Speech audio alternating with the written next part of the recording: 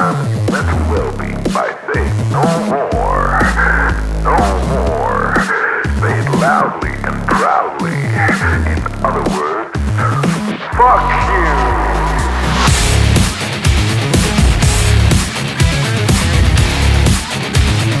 I don't give a fuck.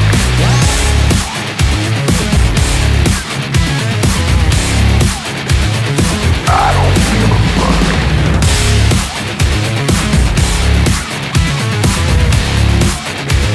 I don't give a fuck.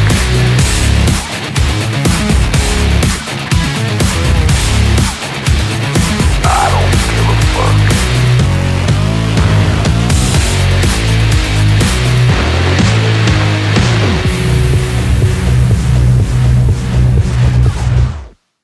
Target acquired. Eagle 1, first strike. You have permission to engage the target.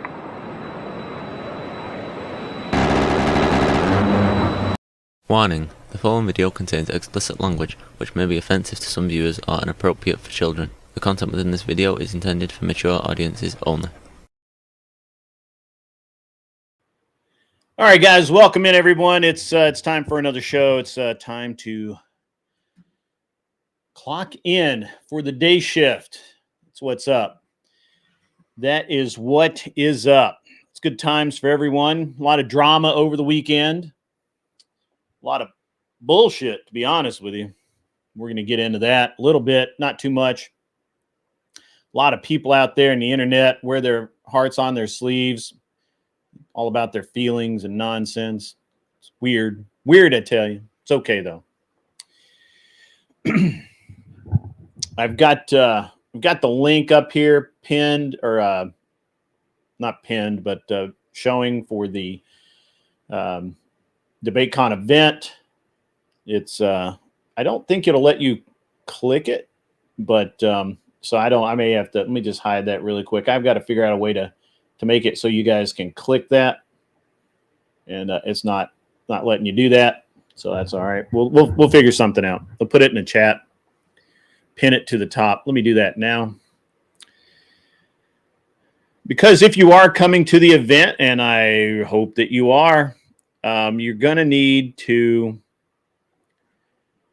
well, you're gonna need to register, because we've got to let those caterer guys know how much food we're gonna get, and they're bugging me about it, man. They're on it.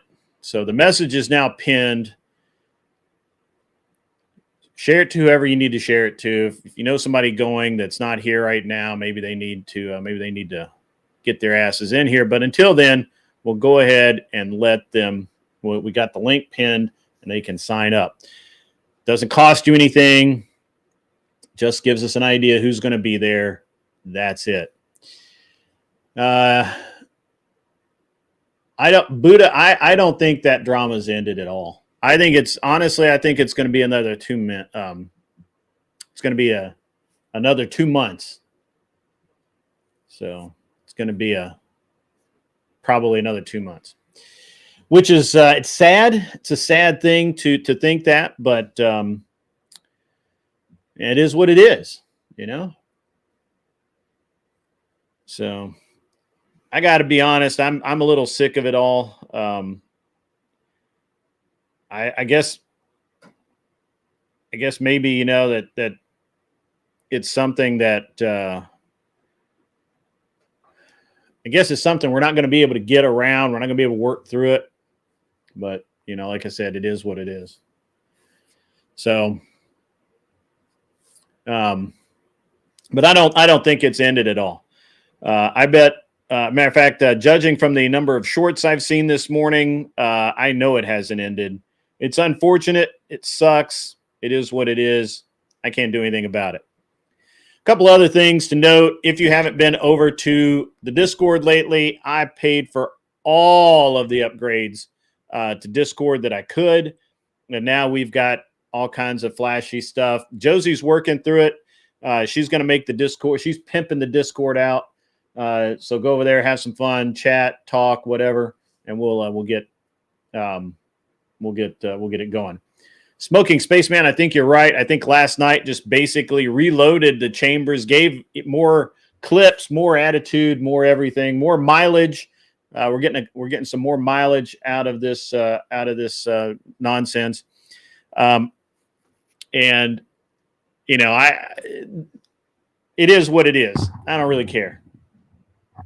It doesn't really matter to me.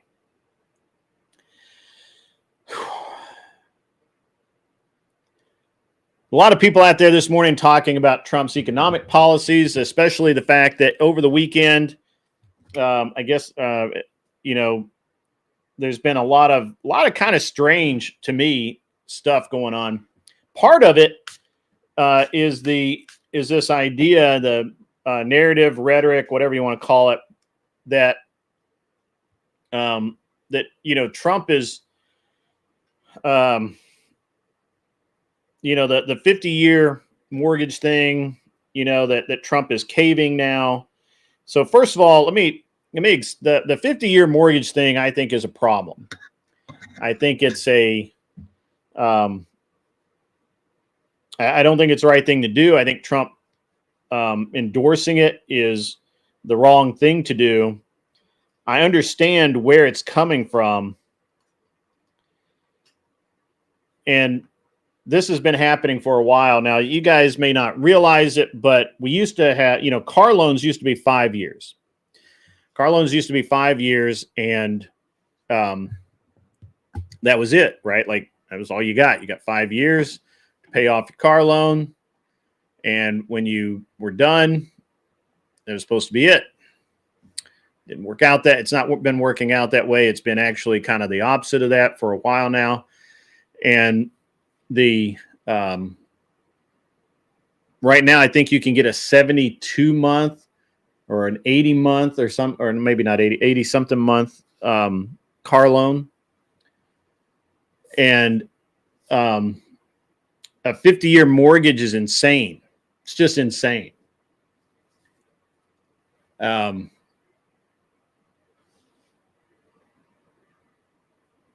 It's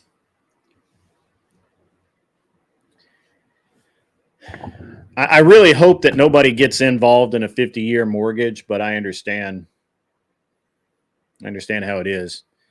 Anson Knowles, I too buy my car with cash. Yeah. Buddha couldn't imagine paying for a house for 50 years. Now here, so I say this, guys, but understand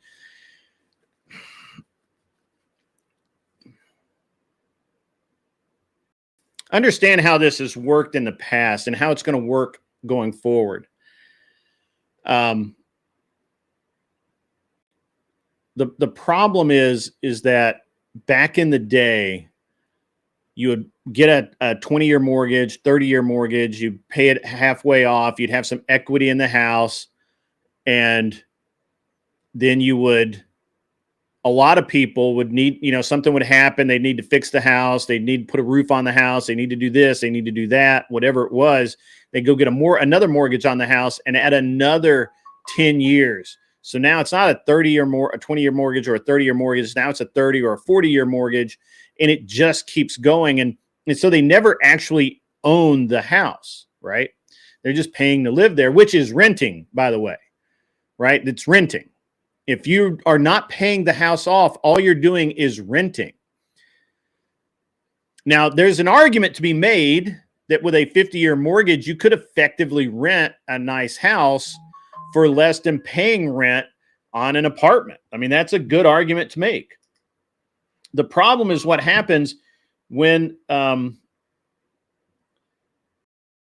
problem is what happens when your house, when you can't afford the house, something happens once there's a problem, and you can't, not only can you not pay for the house, but instead of just having maybe just, you know, working with a landlord and moving out without getting evicted or whatever, now you've got a foreclosure against you and potentially an eviction and a lawsuit and all of this stuff that goes with defaulting on a mortgage.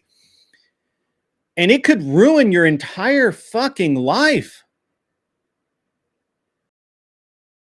and this is a problem I have with it. And I don't think people have thought this through. And I don't think that it's a real, I really don't think that this is any kind of solution. I think Trump is wrong to do that. And I think that I would be wrong if I endorsed it, and I don't like to be wrong. So I'm not endorsing this. I'm not signing off on this at all.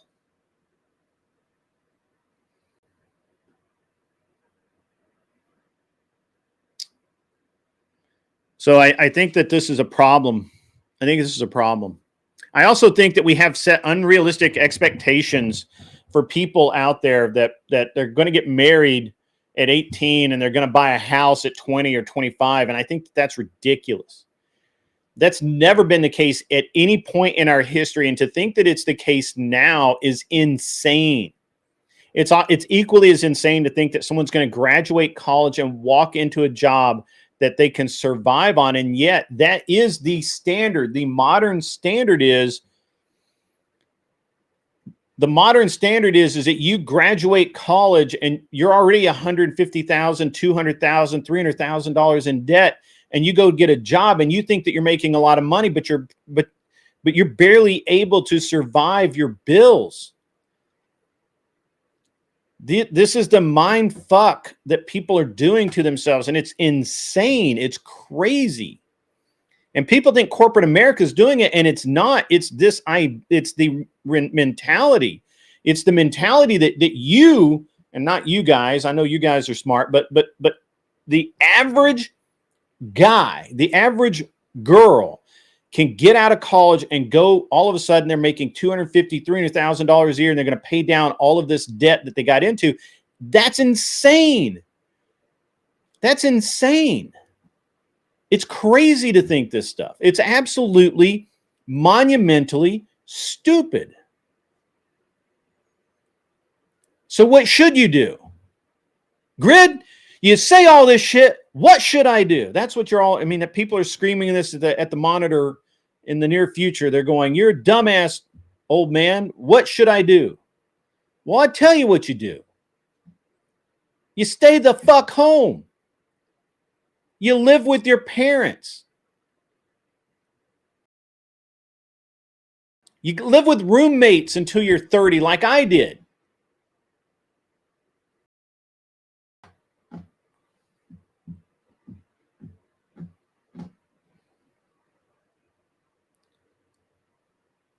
You live within your means.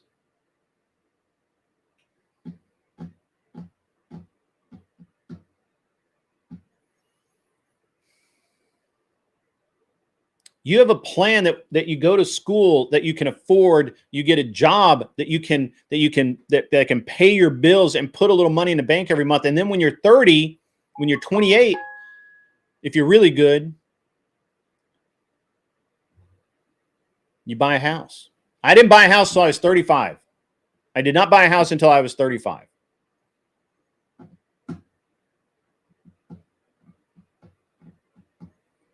Not Lowe's 2, that's absolutely wrong. I'm going to explain to you how wrong you are. And I understand that you don't understand this because you're not American. College never cost $1,000 to $2,000. I went to college in 1990. My tuition was $1,200 a semester because I took a reasonable class load. It would have been more, could have been more, but my tuition was $1,200, $1,300 a semester. My books were $1,200 and $1,300 a semester. That's what college cost me back then. It was not $1,000 and $2,000. Wall Street had dick all to do with it. The federal government decided to subsidize education. Once they decided to subsidize education with student loans that the banks did not have to worry about defaulting on, you understand, I know that you don't understand this. I understand that while you are not a stupid human being, that you have no fucking clue about and no association with reality. The reality is that our situation right now today goes all the way back to 1994, 1995, when the student loan program decided that the federal government was going to secure these loans. These were they were no longer student loans. They were federally secured student loans made by banks. Once that happened, tuition started to rise. And I mean, it rocketed up. The college that I went to that cost me, $1,200 a semester, $2,400 a year, $3,000 a year, and now books were expensive, but that same college is $16,000 a semester right now. $16,000 a semester. People leave the school with $80,000, $90,000, $100,000 in debt. And this is a state-run college. So the banks will make all the loans for whatever amount. They don't give a shit. Colleges raise their prices,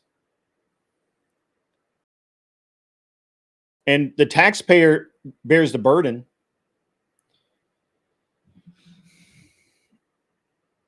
Reagan was afraid of that's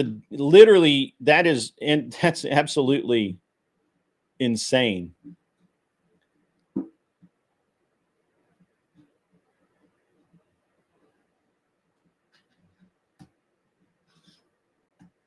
That's it. It's absolutely insane.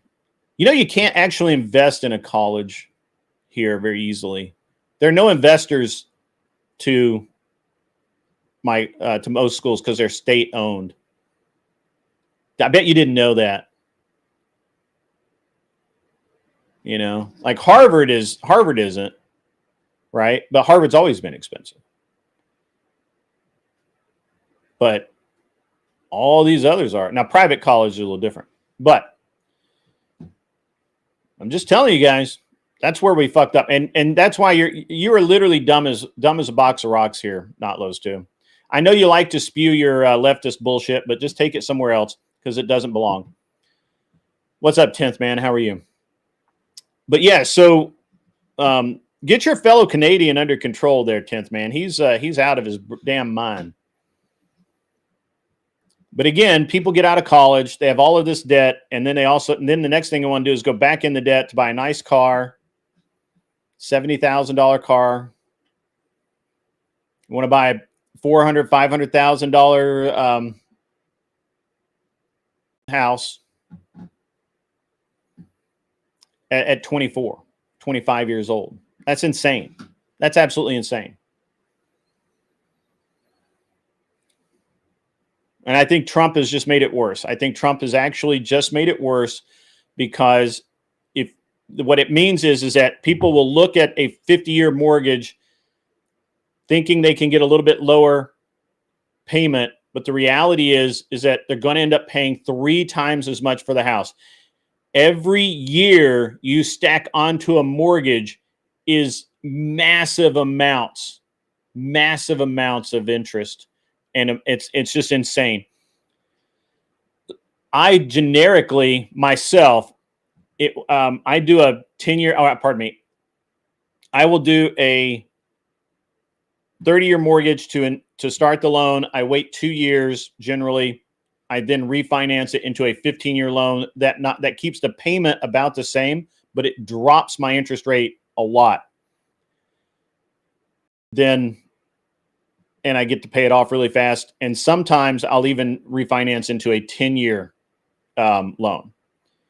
So I didn't say for-profit colleges didn't exist, but I asked you, did you understand that most colleges are state-owned in the United States?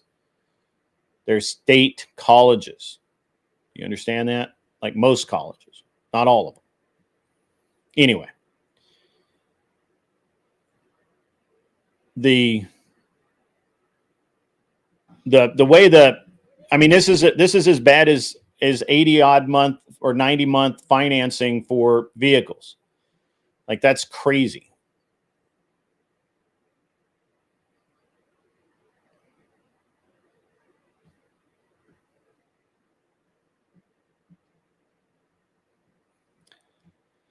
You know, Ghost, I don't disagree with you here.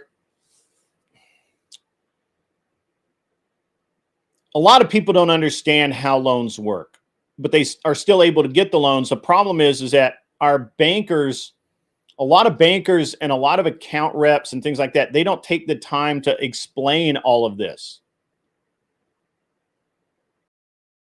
They just don't. People don't understand anymore. To be honest with you, people just don't understand the value of just taking your time.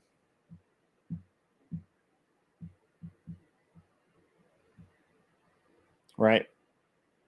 They just don't take the time to explain things. They don't take the time to understand things. They don't take the time to understand that why do all of this stuff? Like, I don't buy new cars. I buy cars that are 5 years old.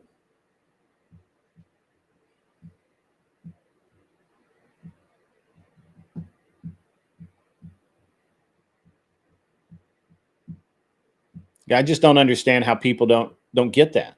Like, to me it's common. It's like simple things, right? Like, if you're going to go out and buy a brand new car for $70,000, and the day you drive it off the lot, it's now worth $50,000.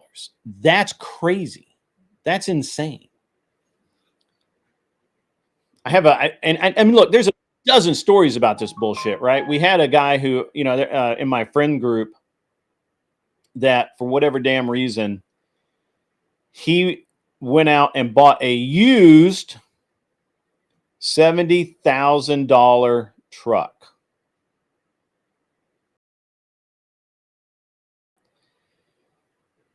And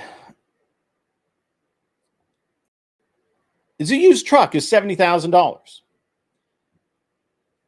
And I'm like, that's insane. Why would you do that? But he did. Says he got a good deal on it. I said, it's going to depreciate in a mere months. It's going to be worth way less. Now it's already depreciated out. It's not going to get any cheaper. Year later, he goes to trade it in. Now it's a 3-year-old truck. They offer him $25,000 for it on trade. How could you not see that coming?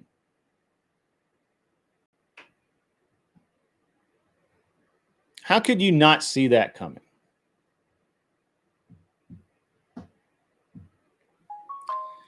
People don't understand what interest actually is. They don't understand how paying one extra payment a month or a year, one extra payment a year is huge, right?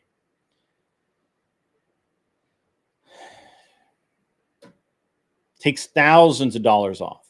Thousands. You just don't understand it.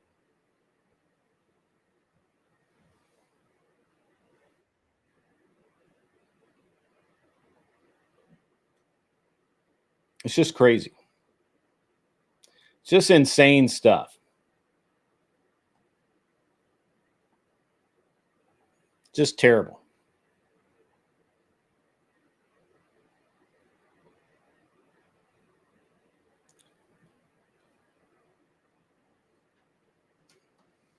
Yeah. Anyway, so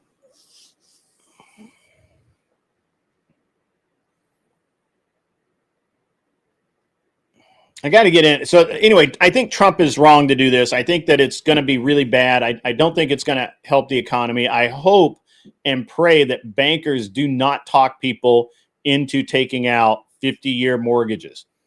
The only acceptable justification for a 50-year mortgage is if you, in some weird way, think that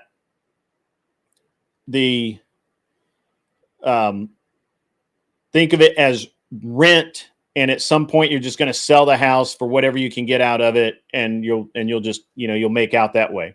And it's just cheaper to rent to buy a house than it is to rent. Now, that happened to me in California. We were renting a house because we didn't want to buy. We thought we didn't want to buy, but it was cheaper for me to just buy a house and have the mortgage was cheaper than rent. So it made sense to do so. And a couple of years later, 3 or 4 years later, after I had owned it a while, I did make money on that house when I sold it. But I, at the same time, I didn't, it wasn't the best deal I ever did. So let's see what's going on out there in the world, right? I mean, obviously, we've got the ongoing government shutdown.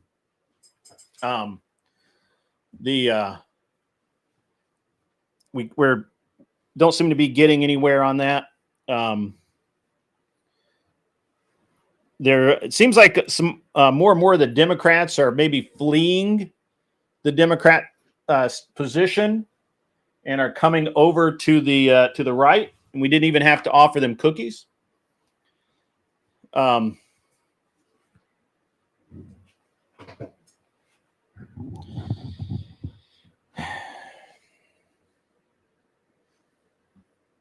And so it's going to be interesting to see if they can get the Democrats, enough of them, to defect over to end this shutdown. Now, I think they will, because there's no way for them to get out of this looking good right now, even if they can't, even if, because they're basically begging the right for any concession whatsoever. The right saying, fuck you, no way.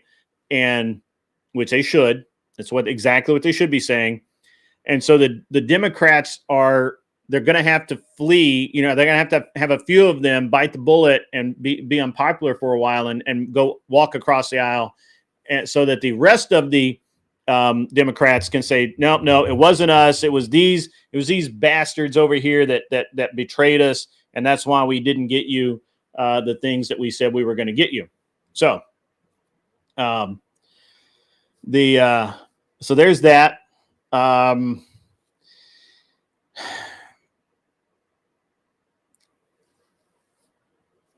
I think Trump is being a little bit too involved in this process, but we'll see if that turns out to be the case. I don't think so.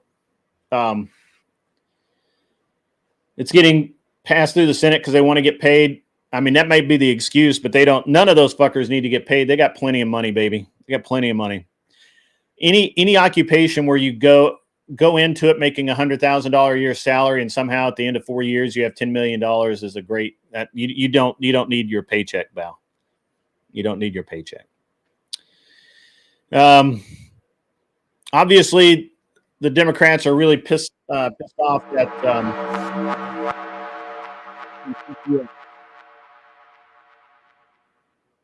K Squared Keep On Trucking donated $10 super chat.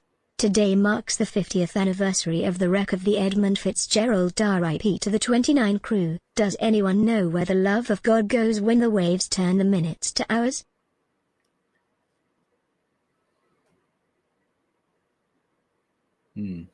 I really appreciate that, K2. That was awesome. Thanks for the big $10. K2, keep on trucking, everyone. K2. Yeah. So anyway, we've got that was awesome, man. I actually liked it. There's a ferry right beside my house almost, so it would be vanity, but still cool. Yeah. It's an RVD.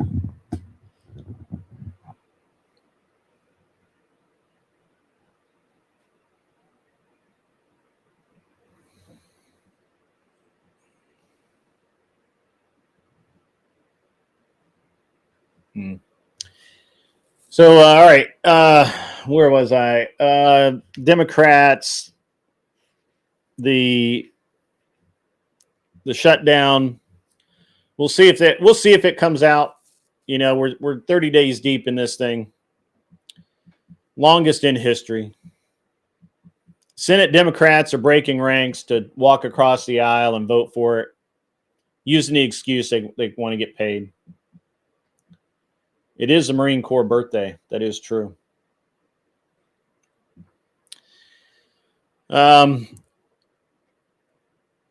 Giuliani's pardon has gone through, I believe. I think it got signed off on. So if it hasn't, it will be. And we got a lot of stuff going on out there in the world. let it go the distance.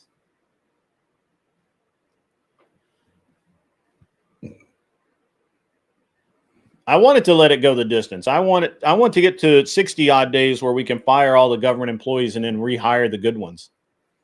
That's what I want.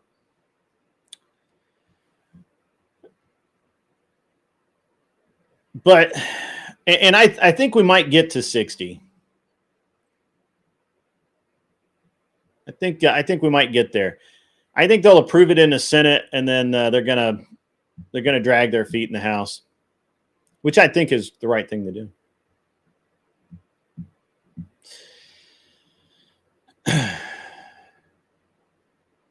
K2.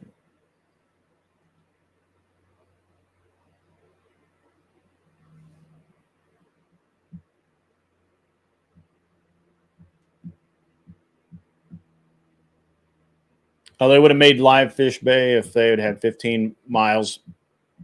I got you. So, anyway. The point is that the left's chaos and nonsense is effectively crippling America. We have the FAA has had to reduce air traffic. Airlines are pulling flights, canceling flights, keeping flights on the ground. You have a real failure of Democratic leadership to come to the table in a meaningful way. They just don't want to do it. They're never going to do it. But now they kind of have to. They have to end this in the best light possible. We all understand about that. So it is the left is in chaos, not those two. That's a fact. And it is a complete failure of Democratic leadership. The Democrat Party is absolutely in shambles. I'll say it. They're in shambles. It'd be hilarious if Fetterman comes out of this on top and becomes the new head of the Democrat Party. That would be fucking hilarious, because he's not, he's not as left as he could be.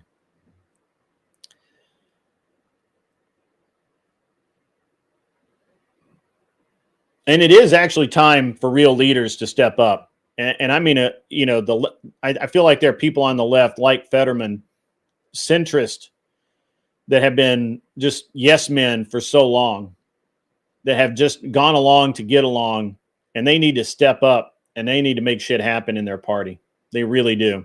That's no lie. They just they need to do that. It would be great if they could do that, actually.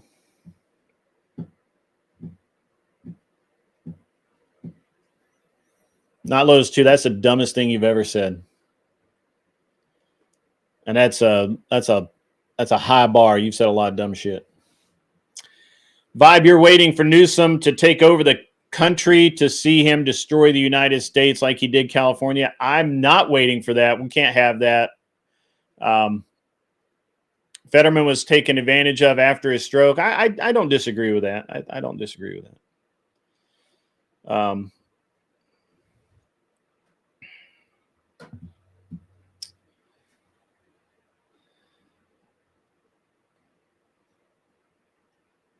Checking my notes here, guys.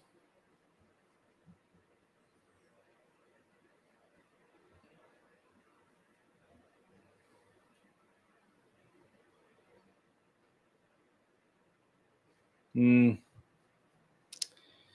kind of want to talk about the red pill nonsense.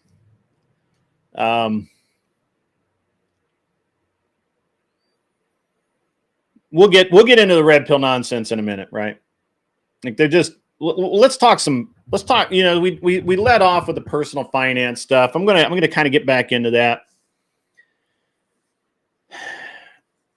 It's important that you don't let the system bankrupt you. Okay. Like that's an important thing. Like I feel like that I say things like this quite a bit. But the reality is I don't think people actually pay attention to it. Right.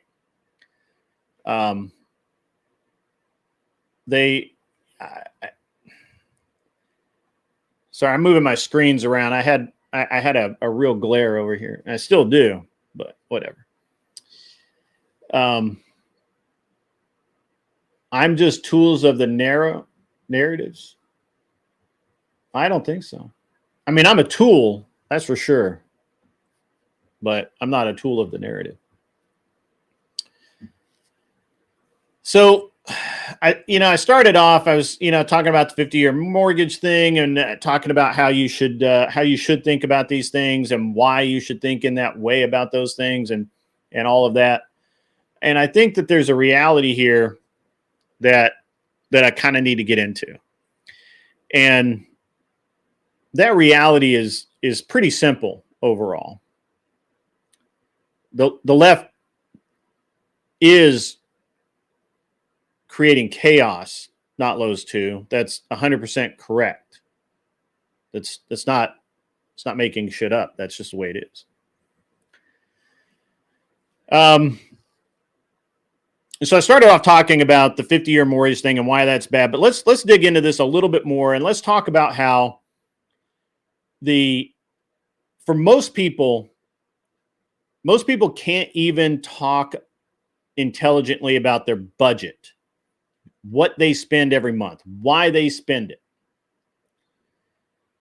why it matters. They don't know. They don't know. Pelosi retiring, probably, maybe not. But we have a bunch of geriatrics that can't even that don't understand anything about what they're talking about. So let's talk about revisiting your budget, building your emergency fund. That's a Dave. What is his name? It doesn't matter. That's the guy, the local guy to me, who is always taught, the Dave Ramsey thing. Have that emergency fund. I think that's a good plan. Horrible with your finances, yeah. So you got to set smart goals. Got to tackle the debt. It really helps if you kind of automate your savings so you don't see the money being taken out of your check every month. It's easy to say something like minimize debt, but what you're really talking about is you need to minimize you need to minimize your spending, right? Not Lowe's 2. The bot's going to get you every time you try and post a link, and if you post something with a period in it. So I don't know what you're trying to do there, pal.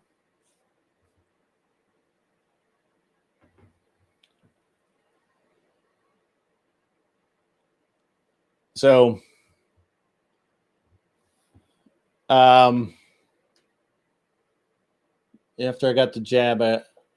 I got jab injured, it's been very hard, but I still am not getting any government assistance. Okay, I get that, 10th man.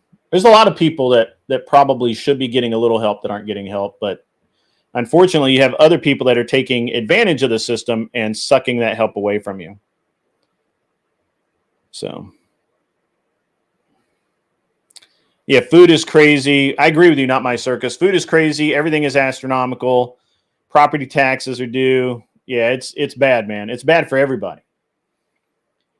And it's easy for people to say just add income or just, try this one trick and it'll save all your fucking money, but it's not true.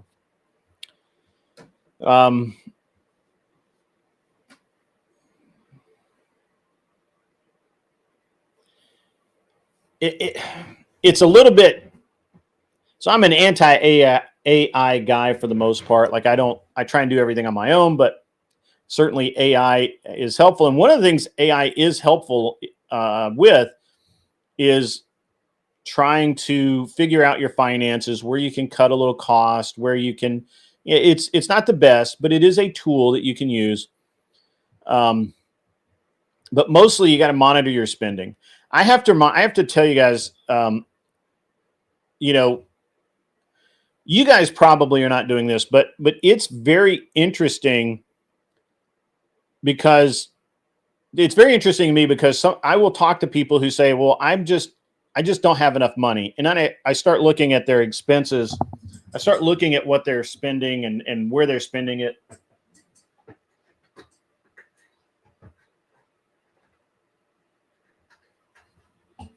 Sorry, guys. It's getting hot in here. I had to reach out. I'm trying to reach over and get to the remote, but it's not working. Anti-AI. Yeah. It's because we're dinosaurs, sure. You haven't gotten any extended warranty calls lately? It's an interesting thing, because it's easy for all of us to say things like cut back or whatever, but it's hard to actually do it, because we're a nation, we're a society, we're a world of spending, consumerism. In the average day, a lot of people get up and they think nothing about going to Starbucks. They think nothing about going to Starbucks and getting, getting paid, right? Or pardon me, getting a coffee, spending $7. They don't think there are people who go to McDonald's or Burger King or somewhere and they're spending $20 for lunch. It's crazy to me, to some extent, because I just make my own coffee, I don't go to I don't go to McDonald's. I don't eat out that often anymore. I don't really have. I mean,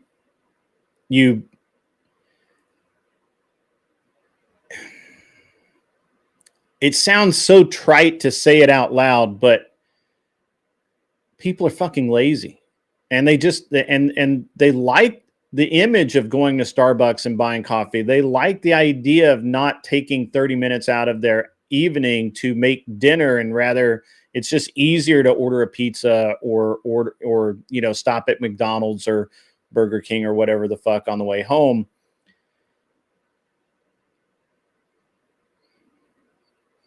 And it's just money. That's all. It's just money. Every decision about every dollar you spend is a decision that you make.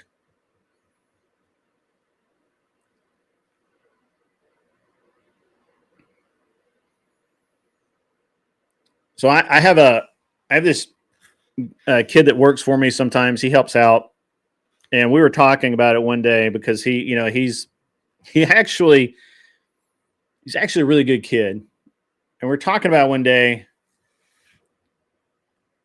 because I just noticed that he was the kind of kid he'd bring something from home for lunch if he had to work for most of the day around the place.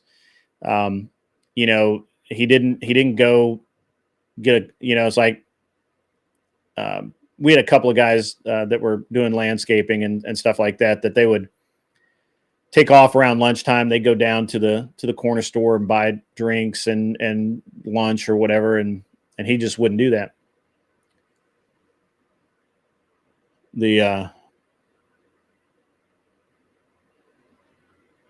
So we were talking one day, and my nephew, actually, we were talking about finances, and this other kid's like, yeah, I don't really spend any money. Like he lives very cheap.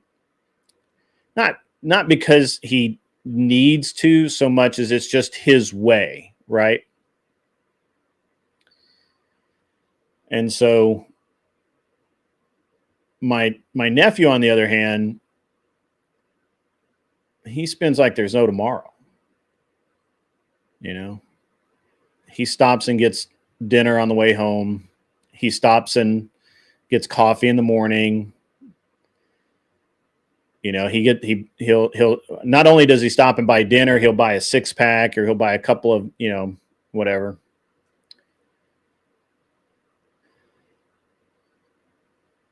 go out with his friends on the weekend and party.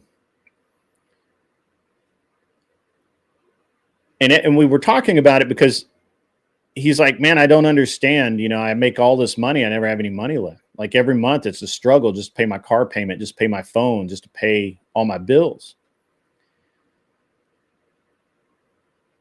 Guy makes plenty of money.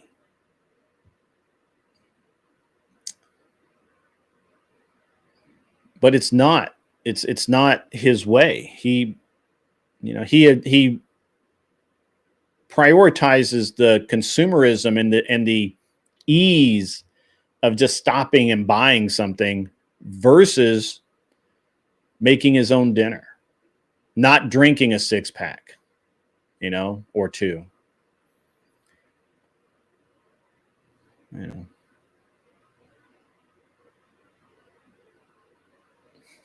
Hanson, how can you afford OF subscriptions if you buy Starbucks? Well, I don't know, brother, because I don't have OF subscriptions. $35 a day? Brother. That's a lot.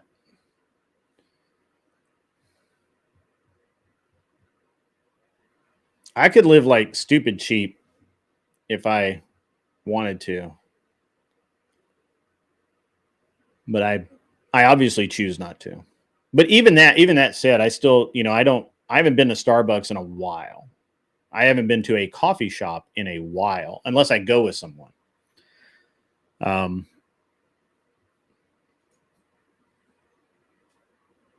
think that's a great game, Anson. Sometimes he makes a game out of how many days he can go without spending any money at all. I agree with that. That's awesome. That's the way it should be.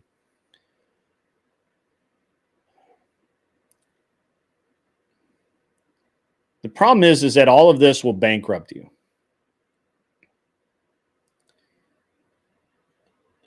All of this sucks money out of your account, and you don't feel it because it's $10 here, $20 there, $5 here.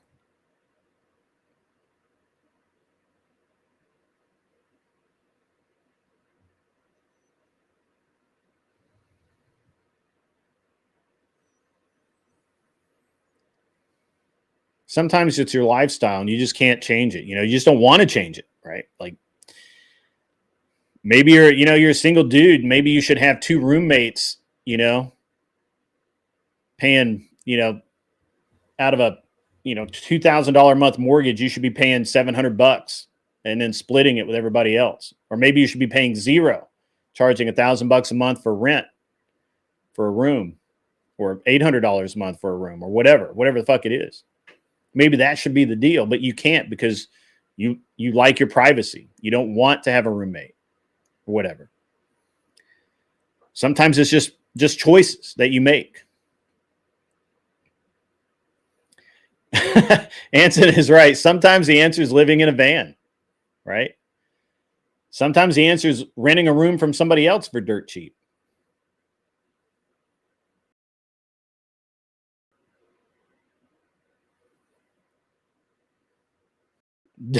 Natalia says, don't call me out like that. Yeah. You know, I'm sorry, Natalia. I didn't mean to call you out.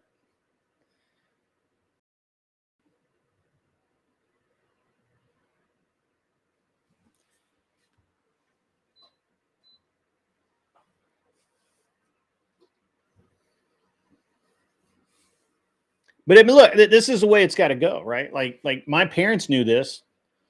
My mom, no kidding, lives on about $800 to $1,000 a month, maybe $1,200 on a bad month. She goes out for coffee on Sunday mornings or Saturday mornings. She'll go to the coffee shop. She'll sit. She'll have a regular coffee. Every now and again, she'll stop and buy like a sausage and biscuit or something somewhere.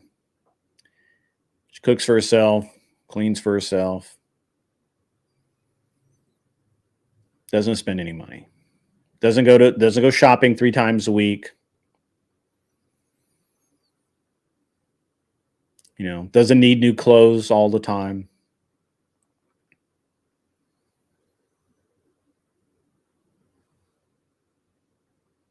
It's just the way it is. However, the United States is a nation of consumers. We consume things.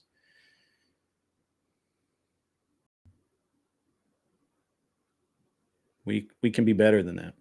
We should be better than that. You can't let the system bankrupt you. You can't let the things around you, your possessions, as Anson says, you can't let them bankrupt you. You can't have it ruin your life. And I'm bad about it. Like I'm not an example here, right? I was an example at one point, but now I am not.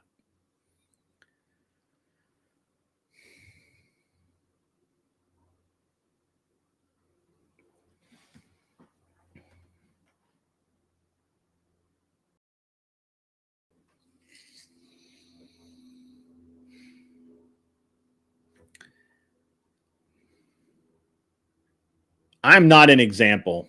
I was a high risk individual. I knew that I could fail at any moment,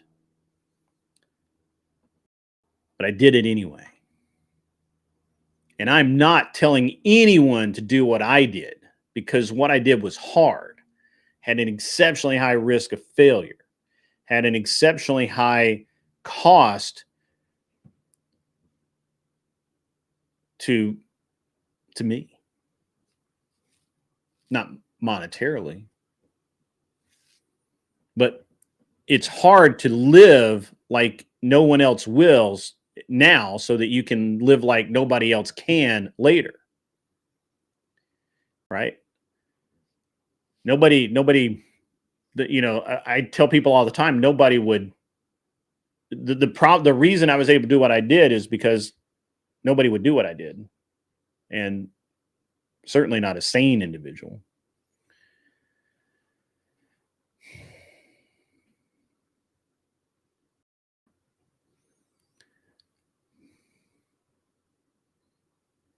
There's this idea of work-life balance that I actually do not understand the idea of work-life balance.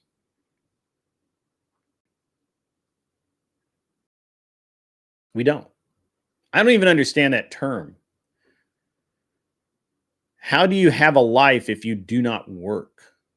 What kind of life do you have if you should be working, but you are not? And what balance is there to that? Life sucks. It just does. Happiness comes in small doses, right? To paraphrase Dennis Leary, happiness comes in small doses. It's a cookie, a cigarette maybe, an orgasm, you know. So you eat the cookie, you smoke the cigarette, you have your orgasm, you go to bed. Then you're back at it.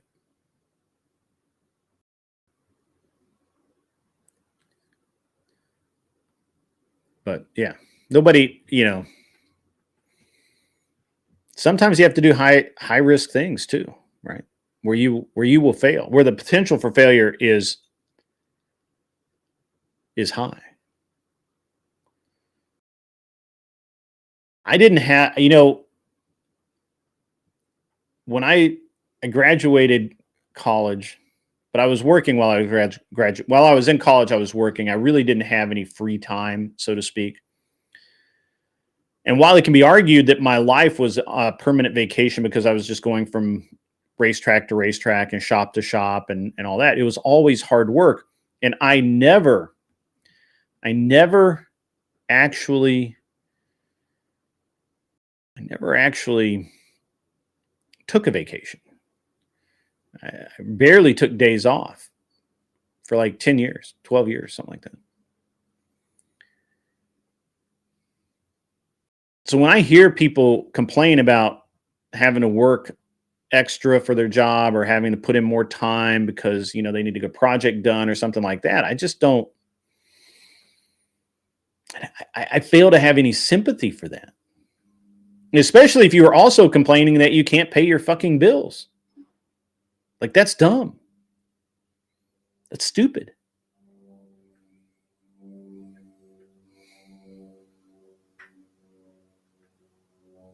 You can have all the market research, you can plan, you can, you know, buy all the books on business planning you want, and financial discipline, and you can, you know, hang out on X with Grant Cardone, you know, and all of this nonsense. You can buy into out of the box thinking and strategic marketing and immersing yourself in ventures and all of this nonsense.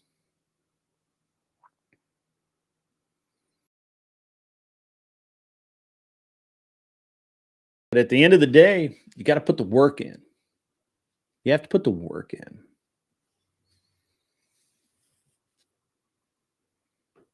It's hard to work on vacation. It's hard to take time out of your life when you are building a life.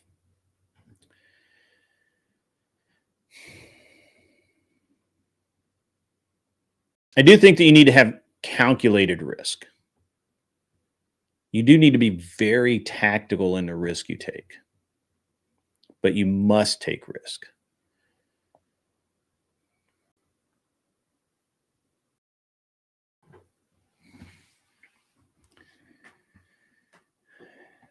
You must. In a world of handouts, in a world of people like Not Lowe's 2 who thinks the world owes him something, in a world of men who frame themselves as conservative and empowered, but are really liberals that are asking for handouts. Real men build empires by embracing hard work, high stakes,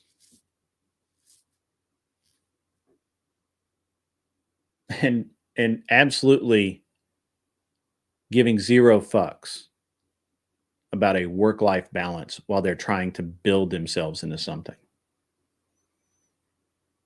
There's just no point in it. Now, I'm not saying that you can't have activities. Canadian, Not Lowe's 2 actually sent in $2 Canadian. I think that's like 38 cents. But I will take the Canadian Play money. Thank you very much. You give money to online buskers. All right. We'll take it. I'm not a busker, though. I should be, but I'm not.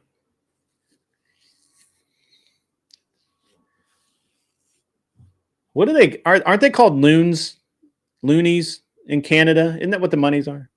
I don't need some Cheetos eating YouTuber in a chat from Canada. Tell me what the fuck I've worked. Okay, yeah, there you go. I don't eat Cheetos. I haven't had Cheetos in years, man. Years. I don't even think my kids have had Cheetos. My 5-year-old may have never had Cheetos. That could be construed as child abuse. Nukes sends in the real Play money at $1 Australian, 99 cents Australian. The real Play money is Australian money. We all know that. I think this is actually 38 cents, maybe 50 cents. I'm not really sure, but it's awesome. And loonies is $1. Toonies is $2 coins. I did not know that. Now I do. I feel worse for the knowledge. Thank you very much for the $1, Nuxus from Australia land. Isn't red dye number 40 in cheesy toes? I don't know. Actually, yeah, with tariffs, you guys are slacking. Now I owe money because of tariffs.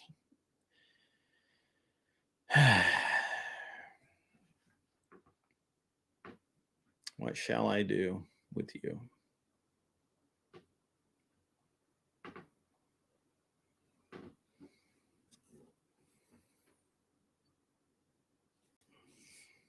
Restaurant style corn chips and make either cheese dip or guac every month or so. That's interesting. I literally have not had Cheetos in a very long time. That's hilarious. The idea of work-life balance is actually foreign to me. Now, I'm not saying that means that you should not go out and have recreation, right? Like my stepfather worked pretty much every day of his life. I never knew him to take a vacation, period. He worked a regular job. We got $3.04 from a 304 named Radical Sobriety. Anson Knowles sending in the small dollars today. In the Fed and invest in thought futures. You know what? There's room to move on boobies. I tell you what. My stepfather worked 5 days a week at his normal job. In the evenings, he worked. He went and he helped a rancher feed his cows and take care of the livestock. And then he would come home and he'd have dinner, and then he would go back out after dinner, and he'd work on our goat. We had goats. My parents had goats, and so he would then go out and feed his own goats and make sure they were okay and all that. And he'd go to bed. He'd get up the next morning, do the same thing over again, unless it was hunting season. And during hunting season, he would get up at 4 o'clock in the morning. It's still dark outside, and he'd be in the trees by 4:30. He'd stay in the trees until 7:30. And then he would, after the sun had been up for an hour or so, and then he'd come down out of the trees and go to work and be at work at 8 o'clock and work his full shift. Never knew the man to take a vacation. The only time I ever saw him like not working was he would go fishing several times a year.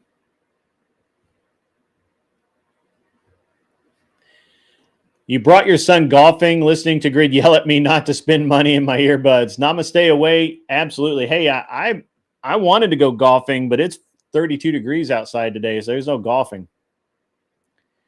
Do you have to pay tax on a higher rate depending on another job?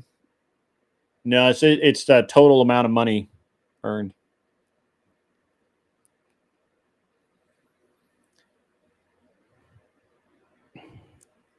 So you spell great.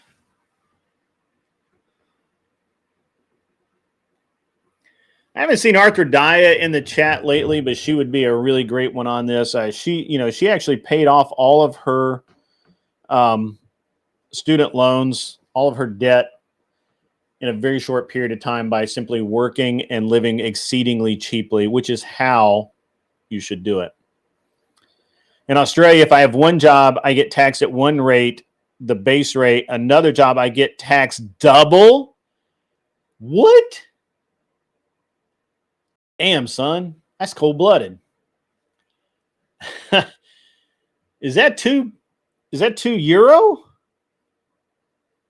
1.15. Yeah, €1 equals $1.1562 today. We got it over $1. That's awesome. Thank you very much, Iwan T. The euro's down. What's up with that?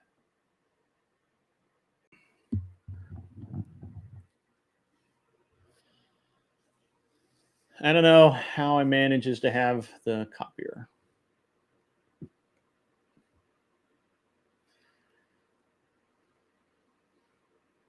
You guys are killing me today. You're cracking me up. This is funny. This is great.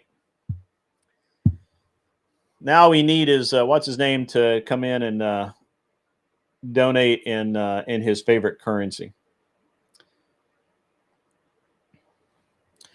But yeah, does Aussie have a higher tax on overtime? That would be insane. That would actually be crazy. That would be nuts.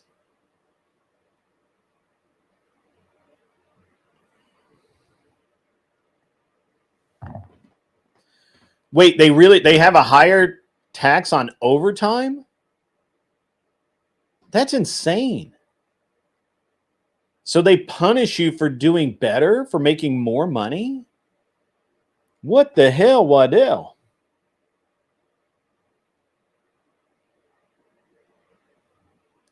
You're surprised you don't have to take it. I mean, seriously, me too, Nuxus. That is nasty. That your politicians are out of damn control, sir.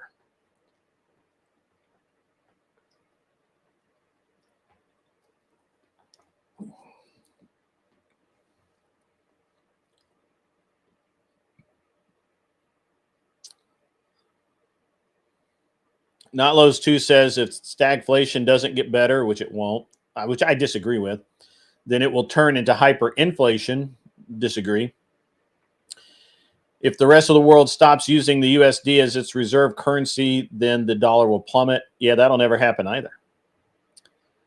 So it's been that way for at least 40 years. Damn.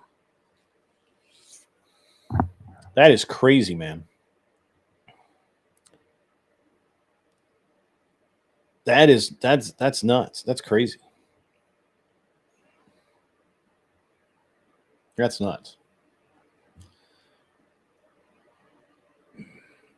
Taxation, man. Shit's out of control.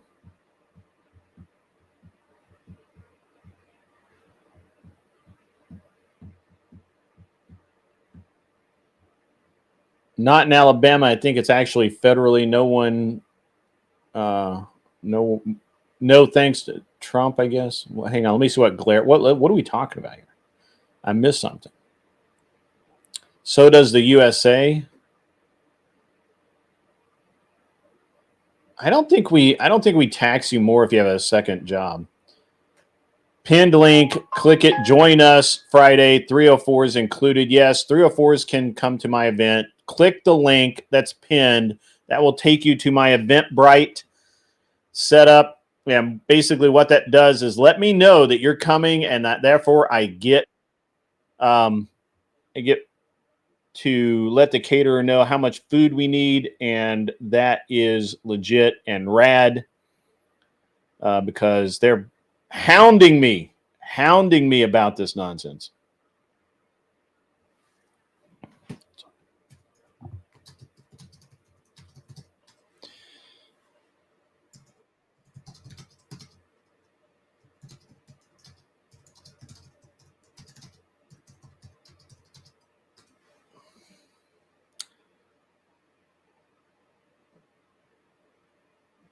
I have people like trying to speak to me, gentlemen. Give me 1 minute, ladies and gentlemen. I just got to do some stuff here.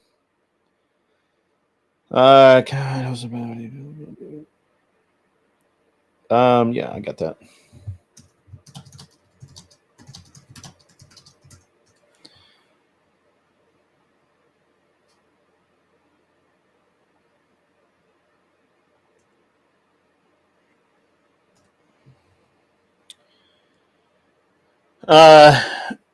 In 2025, new tax provisions will allow eligible workers to deduct up of $12,500 of qualified overtime compensation from their taxable income, with a higher limit of $25,000 for joint filers. Yeah, that's true. That's true.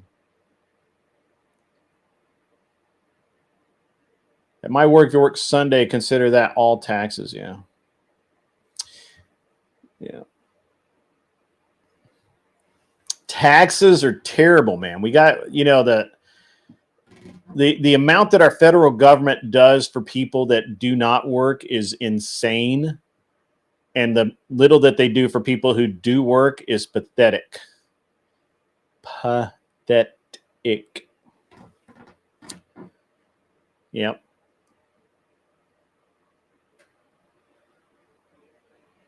You have 11% superannuation at 11%, which is apparently paid by employers, which all that super money is all owned by the government until I'm set to your 70. Jesus. So this is why that our taxation system is just jacked up, right? Like it just really is. And the we really need to get rid of. We really need to just literally tear apart the entire IRS, all of the federal income tax system. Basically, all of the federal taxes need to go the fuck away.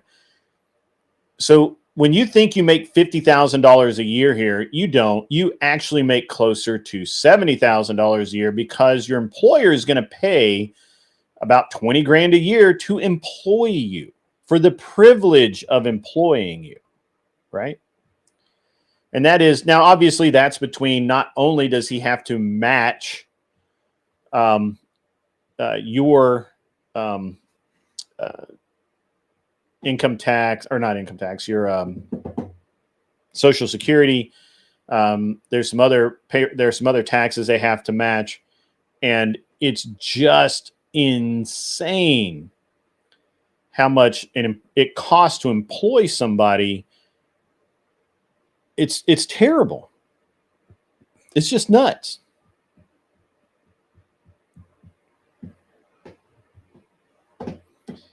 Gibbs, if you're listening, jump up here, my man.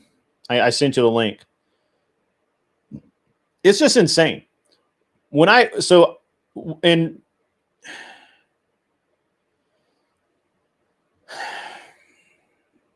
It feels bad when you're doing it, man.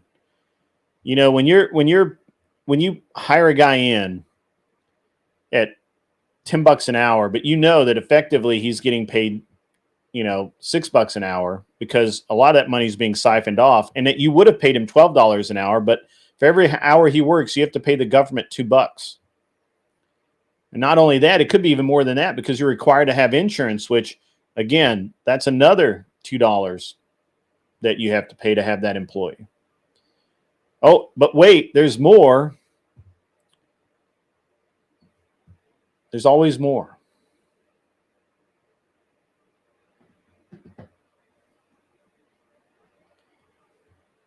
Yeah, so I've said this before, I'll say it again.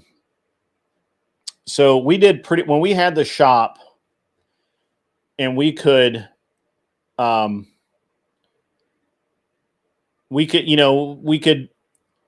put, basically all the money went into the business. The business paid me a very small amount, and then the rest we managed through the business, and it paid for various things as part of pre-tax income. And there's a bunch of stuff.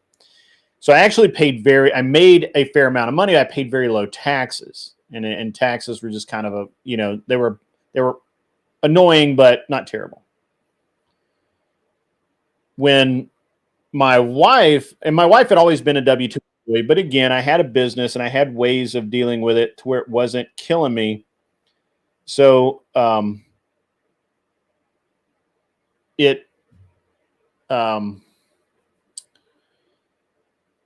so it wasn't a big a deal.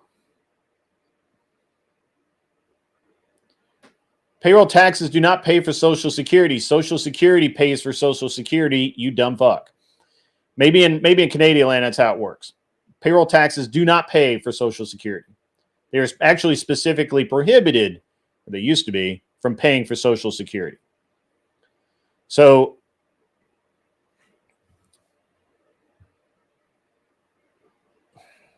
always annoying. So once I retired and we shut the business down, and we really only run one business at the moment, and my wife's a W-2 employee, and she's a higher earner. And so between what we make through the through the real estate business, where there are no real tax deductions there, between what we make there and some other odds and ends that I do, that's very small. We paid I kid you not, when we paid $240,000 in income tax one year. Federal withholding was so high that we were refunded, I think 90 or 98,000. I forget what it was.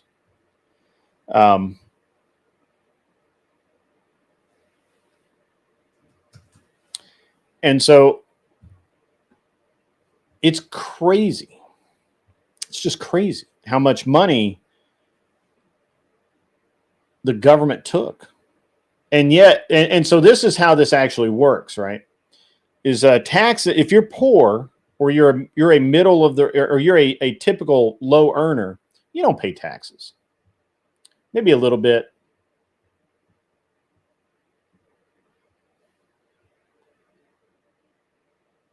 Oh, no worries, Lindsay. I didn't even see them. What did you say?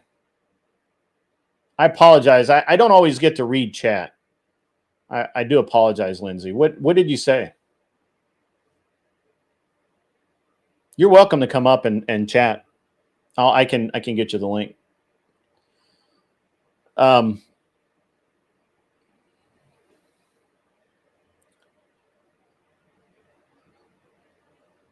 if you're a low earner, you're not going to pay much taxes, and you could actually get.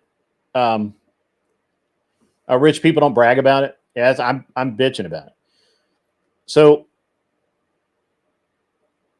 if you're a low earner or medium of the road earner, you probably get back as much as you put in or more. As a matter of fact, that's some people's entire philosophy is just they want to make below a certain amount.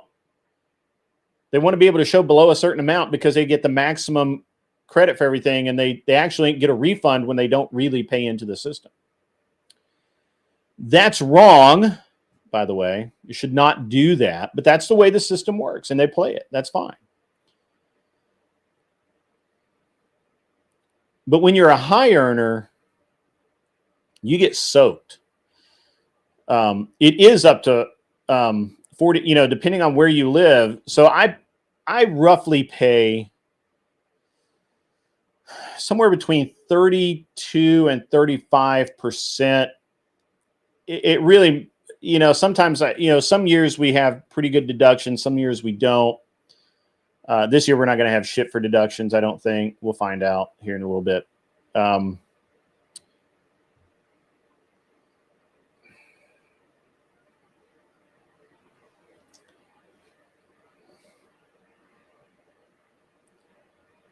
And that's fine, right?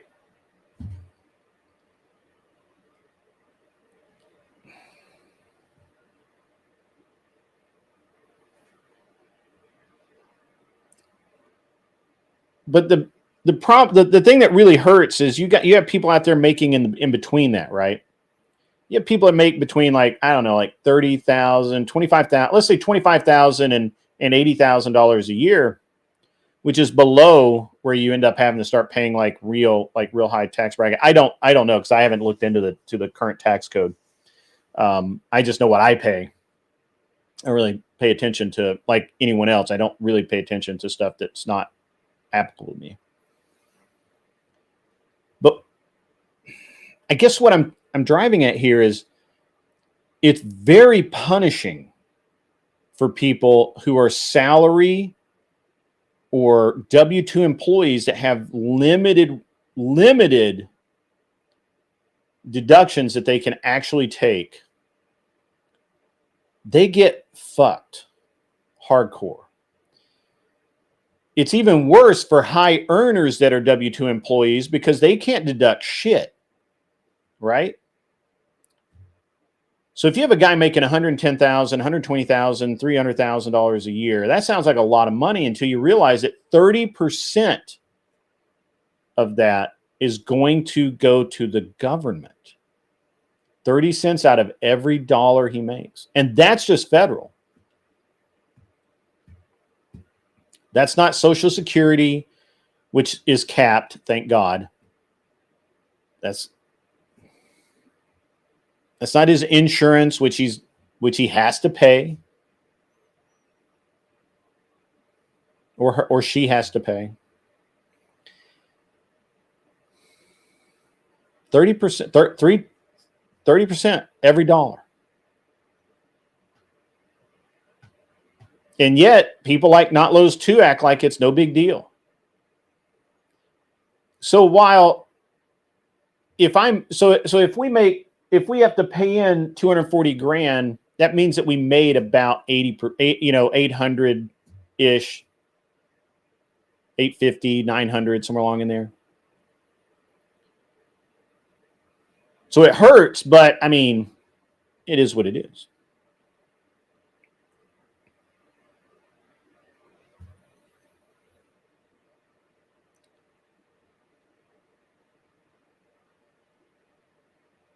But when you're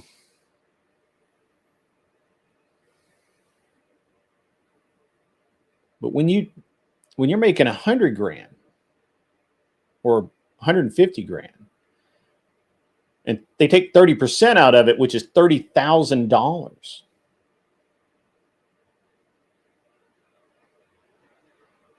$35,000, $40,000.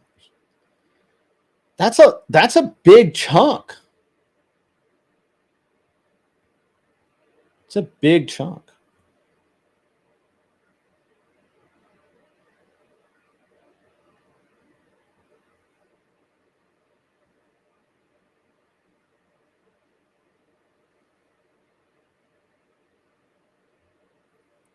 $80% tax rate if you make $1 million.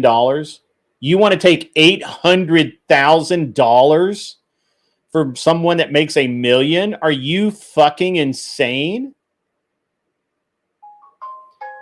Not those two. America did not become a powerhouse at those tax rates. That's absolute cap.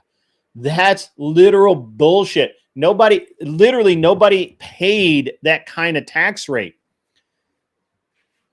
Nobody was ever taxed at that. That is insane. Your knowledge of history is so flawed as to be stupid.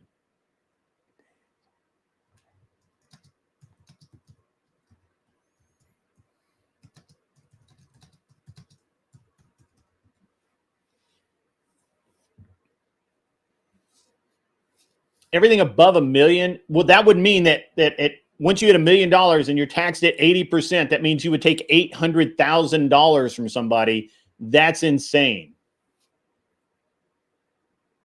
That's literally insane.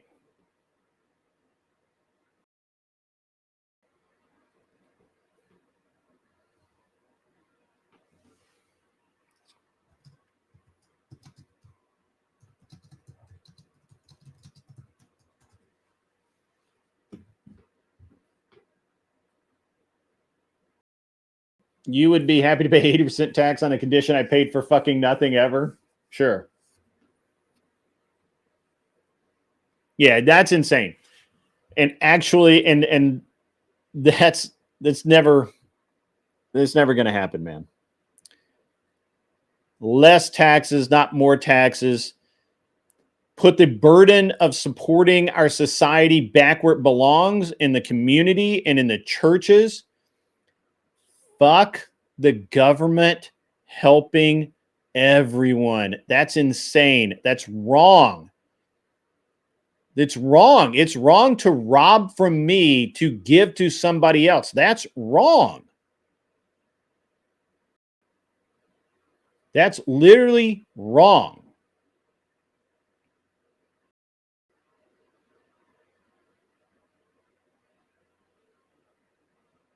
It's literally wrong.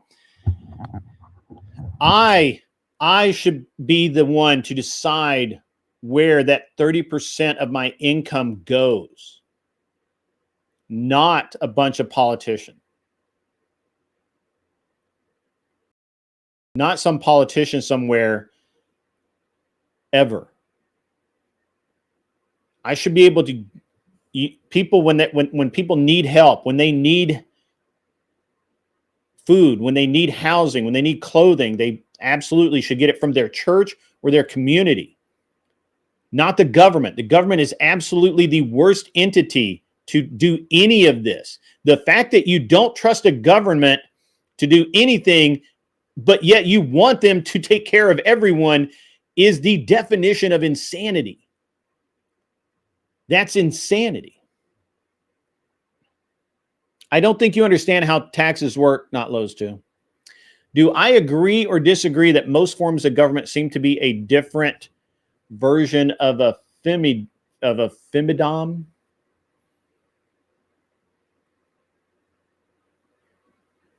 Yeah, I'm not really sure what you're trying to say there. Wrong word. Okay. A fiefdom. Not really, but it's not true. Royalty versus have-nots. No, Lindsay Smith, because I earned everything I got, which means anybody can earn everything they get. Like literally, like anybody can do it. I reject the idea that there are elites. I reject the idea that I completely reject the idea that human exceptionalism does not exist. Yes, there is a huge discrepancy between rich and poor because a lot of poor people don't actually care about making money as long as they get their couple of shekels a month and they can just get by. My own personal opinion, my observation from watching this for 50 fucking years now is that poor people want to be poor. That's the way it is. They just do. I'm just telling you this way it is. It just is. If you want to work, there's jobs out there to be worked. If you want to get ahead, you can get ahead. If you want to be wealthy, you can be wealthy.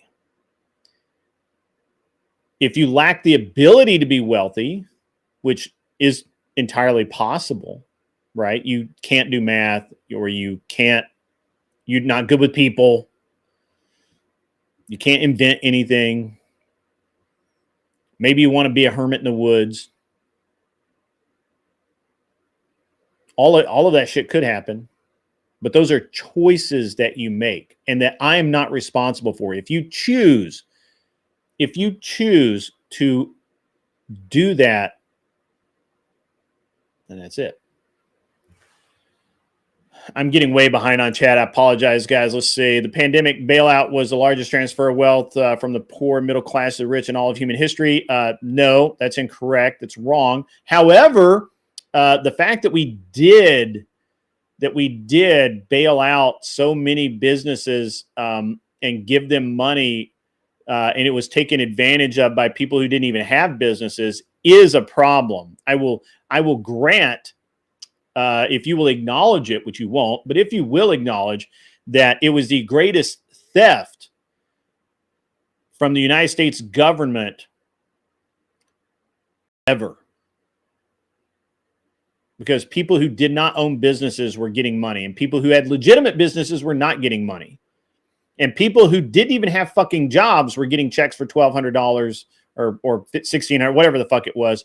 There were people getting checks that weren't even employed. So it was the greatest theft of resources ever. It's just that in life you have to sacrifice riches in one aspect of life or another. To some degree, I agree with that. I don't know that's 100%. What socialism are you speaking of? That would be great for you to answer, but you can't. You won't. Elon Musk, the richest man in the world, getting tens of billions of public tax dollars a year for his stupid ideas. He gets those tax dollars because he provides a service through SpaceX to put things into space, which the American government cannot do as cheaply as he can. That's called being a good entrepreneur and filling a need. You should try it. And then you wouldn't bitch so much. I'm not reading chat 100%, not Lowe's too. And actually, I just don't take you seriously. So.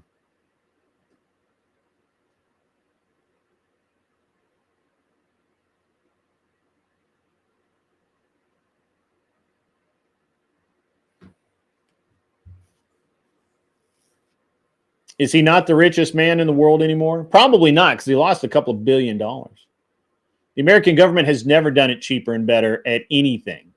That's a lie. Don't lie. Flat earthers. I got nothing for flat earthers. This is cool, but not that cool.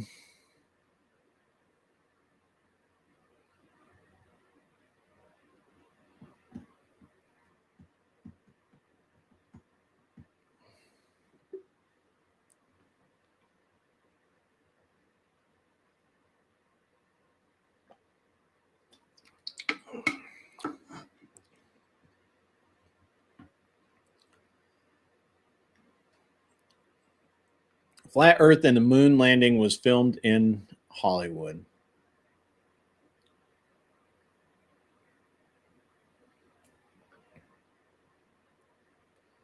These multi-billionaires, trillionaire people all get government welfare in the form of subsidies.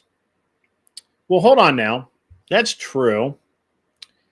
If I get a subsidy, does that mean something, right? Is that, if I get a subsidy, does that make it? I mean, I could get a subsidy, I think.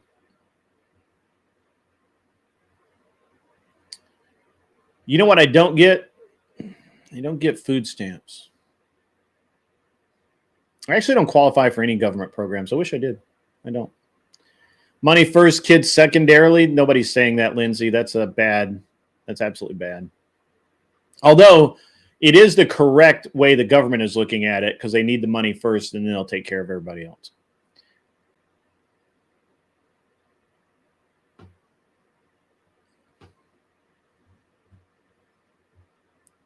They haven't left the couch. That's true.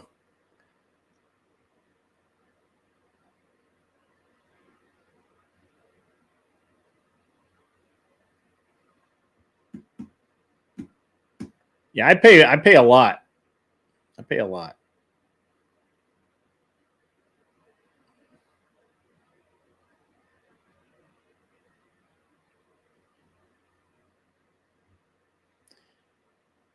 You qualify for food stamps, but I won't ever take a government handout. Baller. You know, I've never had unemployment. Even when I was unemployed, I never took unemployment. And when I was like, I guess I probably qualified for it because I was a poor college student. I never had free health care. I always had to pay my own way. I'm crabby today. I'm a bit crabby. Could be.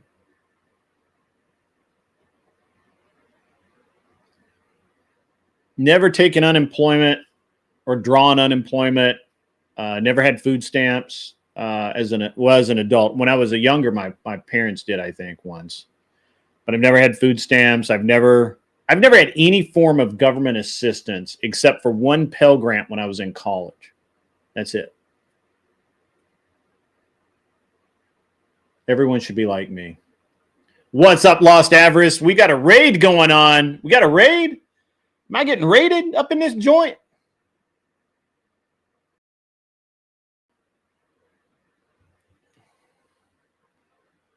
All right, we're getting raided. Apparently. Rob Raid Inc. Nice. Nice. I didn't even see it. It didn't come up on my screen. Welcome, Raiders. We were just talking with our resident socialist about how he doesn't seem to... Oh, you came in early? Awesome, man. We were just talking to our resident socialist about how he doesn't seem to understand how the world actually and money actually works, although he is reputed to have a degree in finance and have studied for the last 30 years. They on Charlie cut scene. Okay.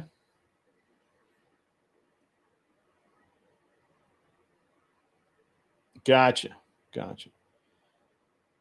There we go. Normal America with Rob Noor and their viewers have joined the show. Welcome, ladies and gentlemen. Welcome to the show. Glad to see all of you.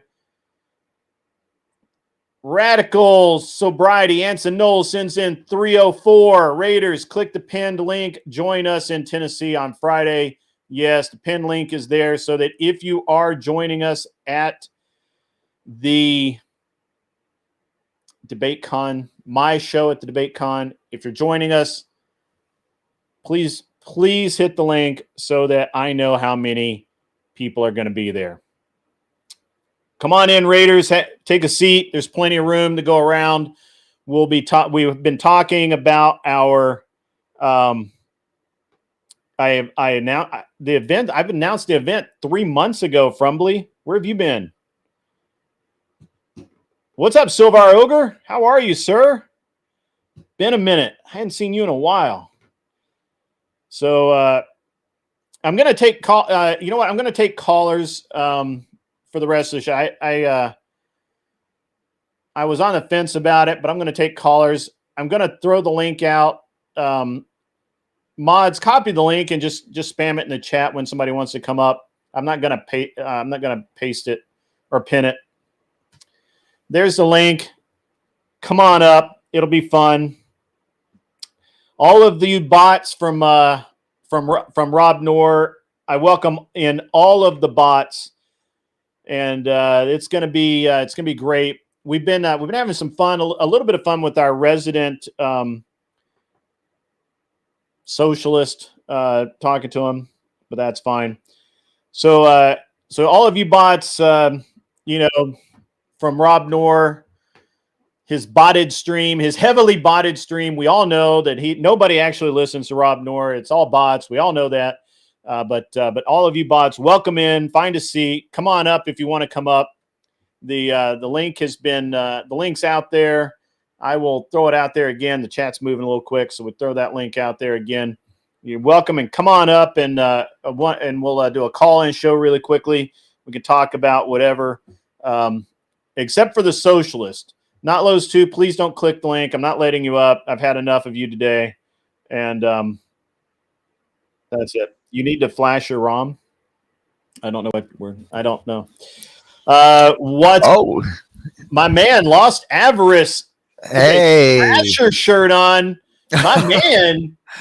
Yeah, it's actually an old shirt my sister got me for my birthday when I got back from Iraq because I was a skater before, and so she's like, "It's like both of them together." My kid, I just got my kid a Hasoi Hammerhead.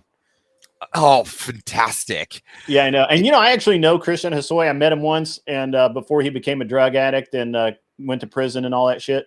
Oh, that's crazy. Yeah. He's back out. He's back out. He's doing really well. Found Christ. Super good guy. I should reach out to him and see if he'll do the show sometime because he is a super good guy with an amazing life story of being a top level skater, internationally known.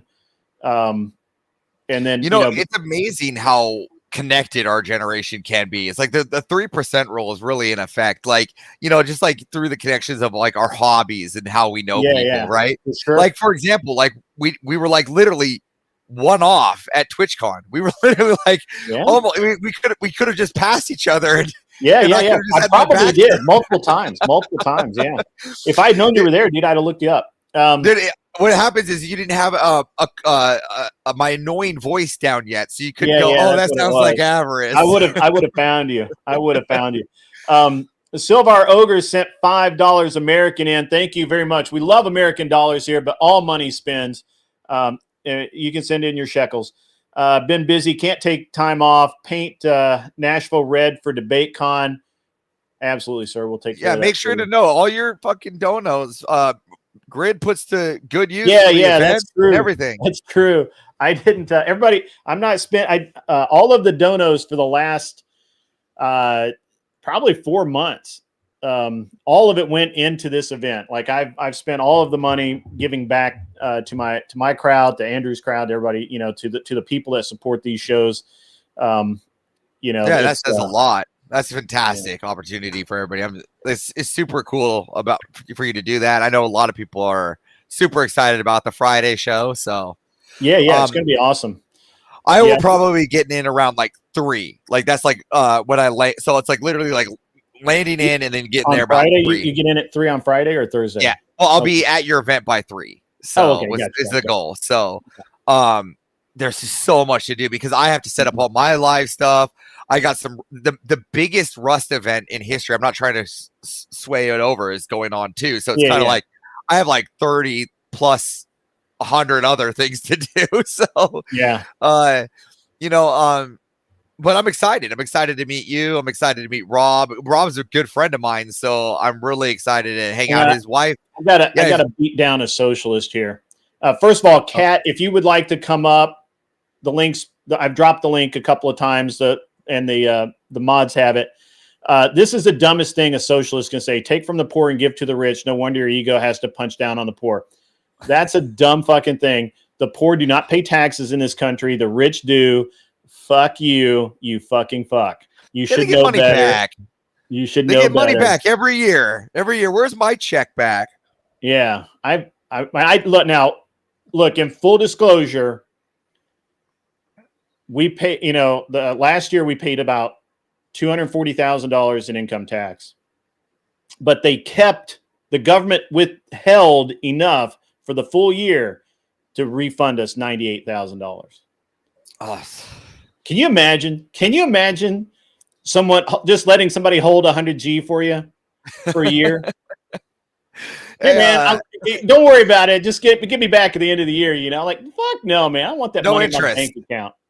No interest either. You just I just want my money, bro. Give me my money. That's crazy. It is nuts.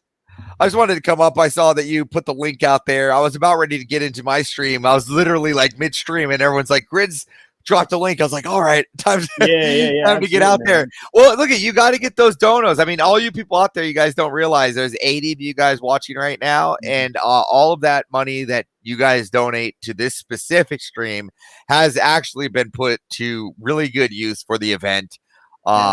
And he's been amazing enough to host a Friday event with food and beverages that are non-alcoholic. That's on you if you want to get sloshed. But I expect to have a great time. You get to come out, meet Grid, meet me, meet Rob, meet Andrew. It's going to be fantastic. So it's going to be interesting. So I have been setting up the PC for that event today, checking everything, making sure it's all going to work. I think I have everything ready to go. So, it's going to be awesome. I can't wait to hang out with you guys. And I know you're bringing a full crew. So make sure everybody over in the Crucible knows to go ahead and hit that link so that we can get everybody signed up so that I know they're going to be there and I can make sure everybody has enough food. Yeah, they've been really excited to see you in the Foundry lately. So I think everybody likes to come in and hear your opinion. Yeah, I just don't get to sit around very much. But the last couple of days, my wife had a party the other day, and so I just had a lot of time just to sit there and be in the Foundry. So that was cool. So that's fantastic. Yeah, absolutely. I wanted to leave you on good words. Happy birthday to the Marines out there, and Veterans Day to everyone else. To trigger all the Marines. Carry on, soldiers. No. Yeah, that's right. All right. Well, I'm going to bring Kat up. Avarice, you've been cool. Have a good one. If you guys want to join the show, I'm going to do one at a time and just do the call-in show. So thanks for having me up. Have a wonderful absolutely, day, man. Have a great rest of your day. And there's Kat Katibi, my former co-host, who apparently doesn't know how to work her sound.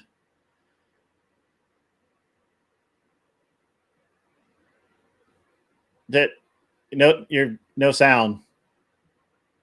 You go down where it says mute and click the little triangle beside it and select your microphone.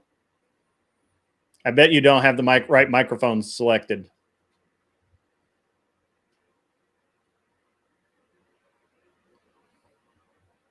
She looks so annoyed. That's getting clipped. Promise. Still can't hear you. Nope, nothing.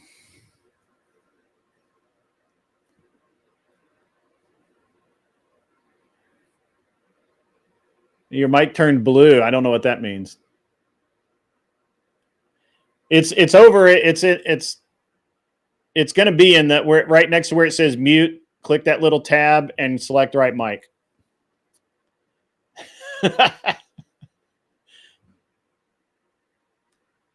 I'm not kidding. You are muted. I'm not making this up. I'm not. You do. Your microphone is not working. Hello. Okay. Ah, there we go. Yeah, weird. How are you, Kat? Pretty good. Pretty good. I saw you were live. That's awesome. Yeah, after like a month. Yeah. Are you monetized yet? Of course not. Why are you not monetized? You have enough subs, right? Yeah. You have enough watch hours? Yeah. No, So no. no. How many more watch hours do you need? I needed as little as 3, but now I need like 200. 200? Yeah, because like I get close and then like I don't stream for like a month. Well, that seems to be a you problem. Mm-hmm. So, Yeah, all right. It's always like around a month where I just like lose my interest for a while. Mm-hmm. Okay. All right. So have you been talking about anything interesting lately? What'd you do your show on today? Different news topics that I saw on X. Well, if it's on X, it's definitely news, right? To me, it is. And real. And it's definitely real. Well, I mean, it's kind of real. It's stuff people are talking about. Yeah. Yeah. Okay. Are you coming to DebateCon? Going to hang out with everybody? I didn't know about it till last. So you mentioned it. And then I'm like, I don't have enough time to prepare. What do you mean? Because like you need to like, get tickets, get a place to stay. You live in Florida. You drive up. What are you talking about? Where is it? Wait, where is it? In Nashville. I'm not going to drive to Tennessee. Okay. Well, all right. So a flight from Miami to Nashville happens 5 times a day. Don't worry about it. There's not a lot of planning needed there. But also it's like, why would I go? I can't debate. Well, we're having a big party there on Friday. So that's why. Like, it's my party, actually. I'm putting it on. DebateCon itself is going to be cool, but my party is going to be way cooler. Can I get like the cheapest ticket? To DebateCon? Yeah, like you don't need like the fancy. You don't need a ticket to come to my event, but you need one to go to DebateCon. But yes, you could do the cheapest ticket and go hang out with everybody. So who's going? That we know. I don't know. Andrew, Rachel, Rattlesnake Jake, that Jim Bob guy. Anson Knowles was going to be there, but he's now I think he's not going to be there. Maybe he is. I don't know. Wow. Rob Noor, the guy that just left, Avarice, he's going to be there. I mean, a lot of people. So it's this weekend? Fabian Liberty. Yeah, that's coming Friday. Fabian Liberty is going to be there. Mm-hmm. You want to argue with Fabian Liberty. Who is that? Scott. Fabian Liberty Scott. All right, whatever. Anyway, all the cool people are going to be there. We're going to have debates. We're going to have food. A lot of social stuff. Bring your husband. There's vintage motorcycles that are actually for sale. He really isn't interested. No, you're not interested, and you're telling him not to be interested. No, he is absolutely not interested. That's not true. Kissy Cat's going to be there. She said that she's not going to be there. Then she said that she was, and then she said that she wasn't, but she's going to be there. Okay, so cool. Yeah, we need to get some chicks to go. We've got 304 comes in from Radical Sobriety. Anson Knowles, Kat, come and stream interviews, get watch hours. That's dope. Let's do that. Who do I interview? Everyone. Is it like how is it set up? Like any old person can interview anybody? Yes. Do I need to bring equipment? Like how does that work? You know what? I have a go. So I actually this works in my favor. Uh-huh. So I'm going to be moderating most of the debates. I've got to, and then I'm going to probably get somebody that's really gregarious, like Avarice, to be the kind of like, you know. So the way this is set up is it's an old mercantile building, so it's got two big areas downstairs, and we're gonna have we're gonna put the studio for the debates upstairs, and the rest is all going to be people just being social, right? Being cool. I'll give you a GoPro and a microphone, and you can just walk around and interview people and be like, hey, who are you? Why are you here? What are you doing? Get some laughs. See, what I need is to get like a slave that can hold the. You have a husband. camera. That's the same thing. He won't do it. And you have no idea how horrific his angles are. He'll be like low, like how many chins can I get in this shot? He is not cool. If anyone would like to volunteer, I'm sure we'll find somebody. There's going to be a lot of people there. Tom Foolery is going to be doing the same thing for his channel. I suggest a lot of people will be. I know a lot of people will be streaming. Yes, and tell Ghost his studio cannot be Studio 304 because mine is 304 Productions. 304 Productions in Studio 304. That's awesome. That's how you get that done. Yeah. Yeah, we've got tripods. Ray's Moto Live says just get a monopod or a tripod. Ray, are you coming over? Because you're in Tennessee. Mikey Balls is going to be there. Lots of people are going to be there. You gotta show up. You gotta show up, show out. Damn. How many days is it? Just one? Just Friday? For my event, yes. But it's all day. We're starting at 10 a.m. and we're going to midnight. Ugh, it sounds like a lot. Oh, have you guys seen Imperious? No, I don't pay attention to Imperious. 304 from Radical Sobriety says, I'm sure Imperious would agree to be your cam simp. Well, the problem is Imperious can't afford bus fare, so he's been missing. I think I don't know. No, he's been around. He's been around. He's not missing. He just doesn't like you anymore. Wow. Yeah, he hasn't replied to any of my messages. Yeah. Were you rude to him? I didn't acknowledge him in the chat for a couple weeks. And then he got pissed off. Yeah, EOD is going to be there. I mean, there's going to be a lot of people there. I think Spiro is going to be there. Yeah, Imperious has been on OG and Flow States a lot, but he'll do something stupid really soon and get banned again because that's what he does. So. But I wouldn't miss. I do not miss Imperious.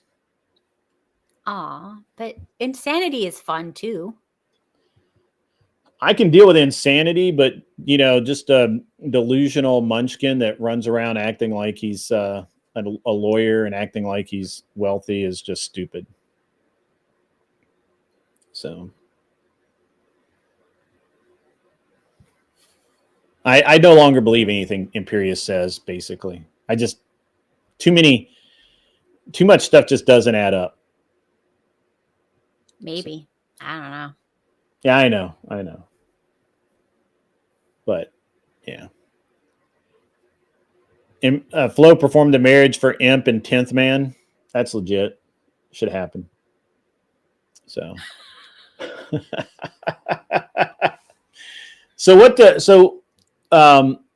Are you aware of the Sarah Crucible drama? Are you aware of that at all? It was too boring, right? I thought I was the only one who was like, yeah, this is like a non-issue for me. Okay. Yeah, it was like, oh, she said something, and it was like so nuanced. You had to watch it 80 times, and it still didn't make any sense. And it wasn't like I cared. It was so hard to care. It is kind of hard. I mean, I don't understand why everybody's still bent about it. Like I understand it's drama farming at this point. Yeah. So,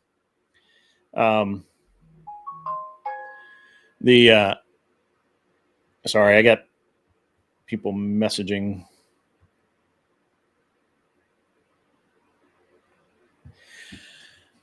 Drama farming is all I have. That's right, EOD. That is correct. That's correct. Kat's husband gets locked up this time of year, even though she says he's hibernating. It's not true. He's not actually hibernating. He's in the basement. He's got a feeding tube. Kat is not monetized yet. I was just giving her shit about that. I can't see the rifle clearly. Is that a Ruger American? Hell no. It's an FN TSR and 300 Winchester short mag. No Ruger American. I did have a Ruger American once, but not for a long time. Kat should be monetized, but she's just not putting the effort in. So needs to though. Needs to. You know that I stopped doing my health podcast when I started getting too many sponsors and they were asking me to do too much work, like read this, and they would send me scripts to read. I'm like, I send the money back. Mm-hmm. I don't want a job, you guys. 2D Bug says, what is it with chicks named CT or Cat around here and keeping men in cages? I mean, Kat admitted to literally trapping her husband. Like, you know, he thought he had a choice, but no choice. So, yeah. Kat Katibi needs the bots from this chat. Yes, she does. She does. That's true. So, do you think like paying some Indian dude to like give me some fake views would work? I don't know. Maybe. The problem is that, and this is, so we were talking about this the other day. So one of the big topics at TwitchCon was all of the bots. Like all of these big channels, you know, are like are reputed to be bots. Like they'll have 2,000 people live and like 1,500 or 1,700 of them are bots. And there's only like 200 people actually watching, right? But they bot it up so that the algorithm loves them better. And Twitch apparently knows that. They're just not doing anything about it. Mm-hmm. But they say they're doing stuff about it because they need to keep up appearances, but they don't. But they really have no interest in doing anything about it because, shockingly, they get more ad revenue, and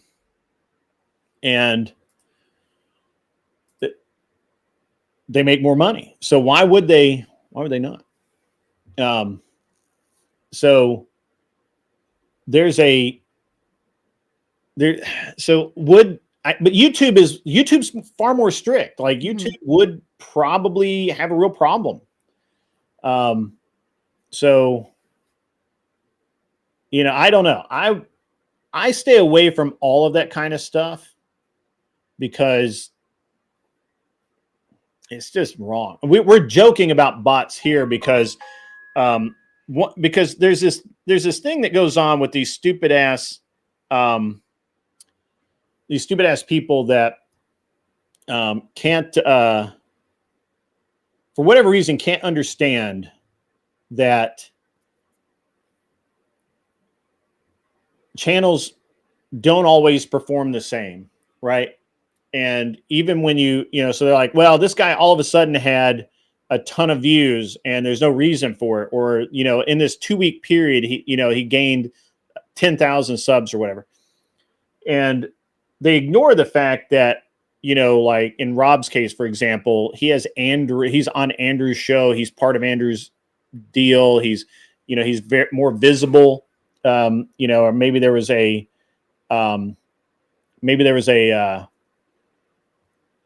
something that happened that was more interesting. I don't know. But whatever it was, they ignore that. And they just say, wow, he's botted, right? Somebody, he paid for all of these subs. And so they've come at me, right? I mean, you remember last year that they were claiming that I was botted. And I'm like, no, I can show you exactly where where the subs came from. And I did. I pulled it up, and I still do. Like, we had somebody in about a week or so ago, and he was like, yeah, how much did it cost you to buy those subs back in October last year? And I'm like, I didn't buy any. So, but it's a hot topic. I mean, I think that there's a bunch of bullshit, people out there that are just dumbasses that can't accept the fact that some people just have good days and bad days. So, so it's just one of those things. Now, there's a bunch of, I don't know. There's just a bunch of bullshit around all of it. I stagnate. I seem to be stuck at 14,000 and something. I go up and it goes back down, and I go up and it goes back down. I just seem to be stuck there. I'll break through at some point. I'll put, I'll hit the next stride, if you will, the next evolution of the show, and it'll get better. But we'll see. I don't know. So I can't tell you about bots other than I wouldn't do it. Now, what you could do is you could collaborate with people and maybe get more viewers that way, and actually collaborate with talented people, not, a bunch of dudes who have less subs than you. You talking about Teriak? I'm kidding.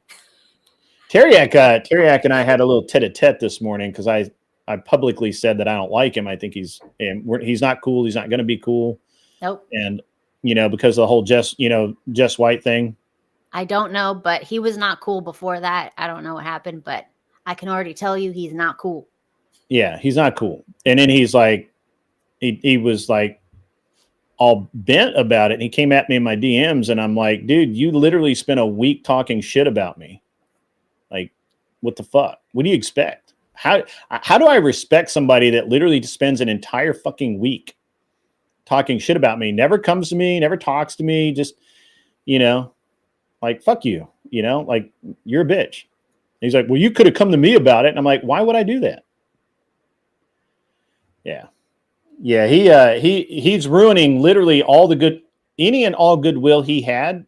He's ruining, and he's going to end up, like a lot of other creators. So, it just is what it is. I can't help it. I can't do anything about it. It doesn't matter. Nope. So, yeah. But I just, I mean, I don't think your content's particularly bad. I don't know why you're not gaining subs. I mean, what I notice is if I talk shit about somebody else that's like going viral for doing something, I'll get the views and the live chat, stuff like that. But the second I talk about something that's not on trend, crickets. But really, that's interesting. But then Damon gets mad. It's like, let's not talk about, people. Everybody's talking about that. I'm like, this is kind of the game to at least get monetized. I mean, I first of all, I would get away from that whole deal anyway. It's not helping you. So I'm not, I'm not going to tell you what to do. Well, I would say, but the thing is, if you don't play the algorithm, you end up with, unless you can get someone to come on your stream and not stream it on theirs, because if they stream it on theirs, you don't get any benefits. Well, so look, here's I'm gonna give you some top tech tips, right? When I did grow a bunch of subs, one of the things is that Glenn and I and some other people who are no longer around or we no longer associate with.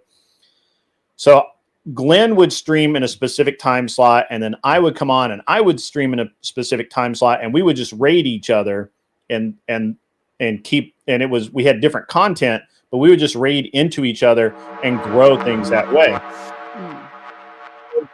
Much love, Grid. Hey, really appreciate it. Orthodox guy donated $10. Super chat.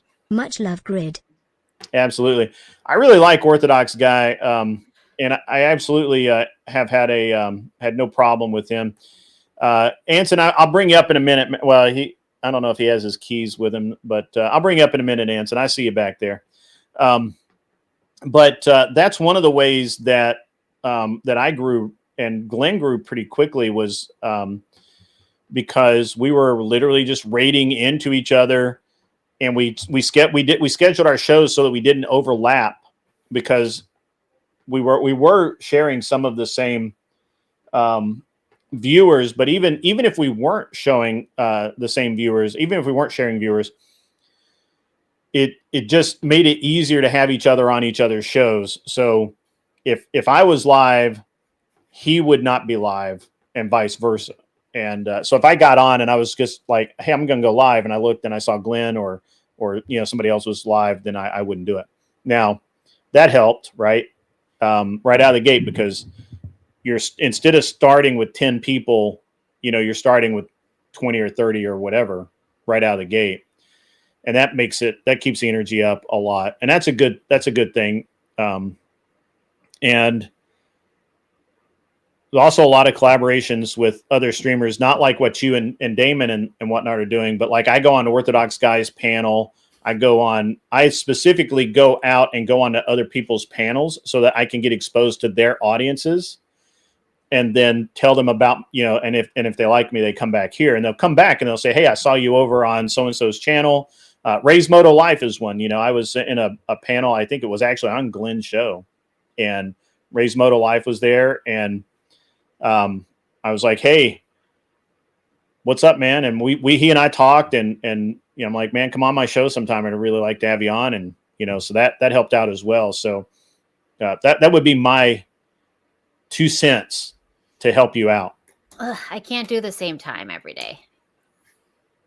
I understand, but you don't have to do the same time every day, but you can, like, if I'm, because I'm only on specific days. So like, I'm going to end here in 45 minutes or 55 minutes, whatever it is. And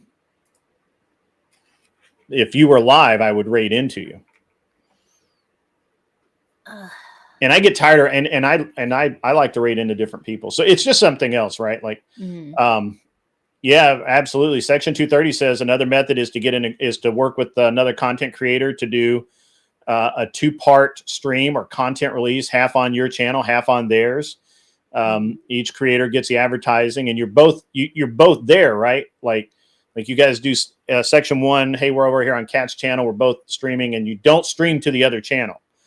And then you move to the other channel and you finish up there. That's actually that's a really good suggestion as well. Who's cool that you think I should try to stream with? Who actually I would suggest that I would actually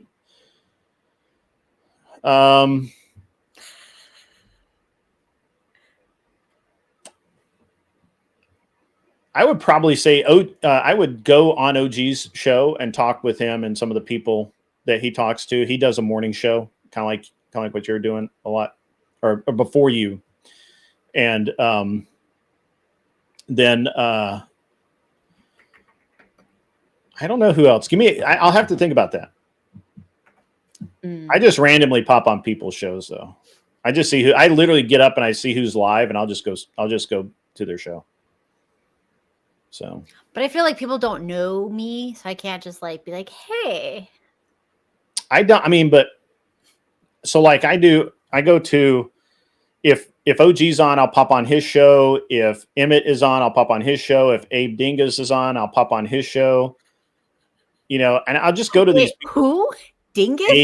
Abe Dinkus. What?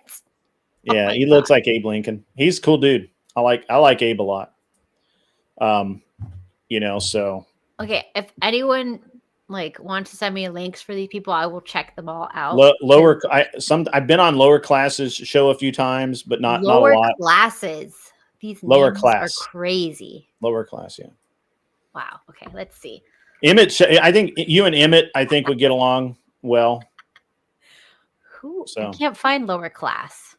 It's LWR something or the other. I forget how to do it. If somebody's got the link, send it to me. But I'm going to bring Anson up, even though I really only want to have one person on at a time. Yeah. Just don't, you can talk shit to him though if you want. What? He's in his car. That's what Anson. happened? Could you be more specific? He's not all darked out now. What is this? He let it grow. So I was super interested in what you're saying, Kat, because all you need to do is just one. Is it that funny? You know, I had this woman yesterday come up and compliment me on my mustache, and she was standing right beside her husband, and she said, "I wish my husband could grow a mustache like that." And then she twirled the little bit of peach fuzz he had on his upper lip. It was really sad. I felt terrible for the guy. Oh, wow. That's rough. $5 Australian comes in from Rude Mud Crab. Kat, you're a gorgeous, intelligent woman. You could show up anywhere and be welcome. Fair enough. That is true. Thank you for the lies. I appreciate it. You and Emmett would do a great show, I think. Okay, somebody send me his link. I will torture him. Yeah, I'll send you a whole bunch of them, Kat, because I know all the people Grid's talking about. And I've got more suggestions too, because I troll around the panelverse quite a lot. So I'll send you a bunch of them. Anson's in his hobo phase, maybe. See that? Could be. He's become a hipster. A hipster. Well, he is dating younger and younger all the time. How much IPA do you drink now? I don't drink alcohol. Really? Yeah. Yeah, you should try it. I've never drank alcohol. Really? Yeah, for some reason, I thought you were a 2 glass of wine girl for sure. No, I can't drink alcohol. I have histamine issues, and alcohol just gives me migraines. Next thing you know, Anson Knowles will be using beard oil. I believe that to be the case. Yeah, I've already got some. So, I mean, it's already next thing. It's already the next thing. It's the next day. So that's what's up. Yeah. But yeah, I'm super excited about your event, Grid. I'm really sad I can't make it. There's absolutely nothing I can do about it. I got like family stuff, but everybody else needs to go to your event, Grid, on Friday and click that link. It's $100 plane ticket. What are you crying about? Hotel. What else? I don't know. Oh, the ticket. Yeah. We actually have we might have room on the couch in an Airbnb for you. Ew. An Airbnb? That's not even 5 stars. What are you talking about? Hey, actually, I was reserving. I actually, Arthur Dias shows up. I was talking about you earlier. Arthur Dias says, "The fuck did you do to your mustache, Anson?" I know, right? Scary shit right there. So I had locked out the lake house for this week because even though it was far away, I was offering it to people to use for the weekend, even though it's about an hour and a half to 2 hours from the event. And nobody was taking me up on it. And I was finally like, fuck it, I'm gonna unlist it or I'm gonna, put it back to open. And it literally, like, the next day, it got rented for a month. It's rented until December the 19th by somebody who had their house flood, and they're paying full boat, it's like almost $6,000 for the rent. So I was like, all right, cool, I'll take money. I like money. So, but yeah, sorry, I can't do that. What did I say about you? I said I was shocked that you weren't here. And if you had been here earlier, you would have explained how you paid off all of your student debt by working really, really hard. That's what I said about you. Yeah. Arthur Dias likes to talk about how she traded, childbearing years for a successful career. So I did not say that. That's lies. Lies. I did not say that, but Anson did. Yeah, I did. That was me. Kat, you need to do one marathon stream and just network with about 6 or 7 content creators, people that you probably already know, and say, hey, look, can you go live on this day and then just come over and raid your people over to me and hang out with me in my chat, and we'll talk. It'll be like a celebration, kind of like a big you know, and then you could like, you know, just basically make it about all of the people that you've gotten to know over the past, like, you know, 20 years you've been trying to get monetized.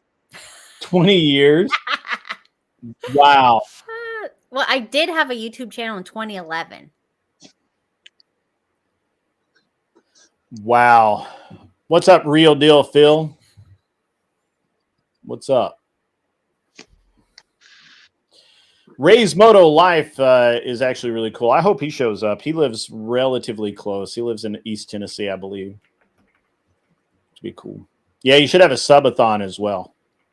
Okay, anyone who's interested in coming on, message me on X or Discord. X. What?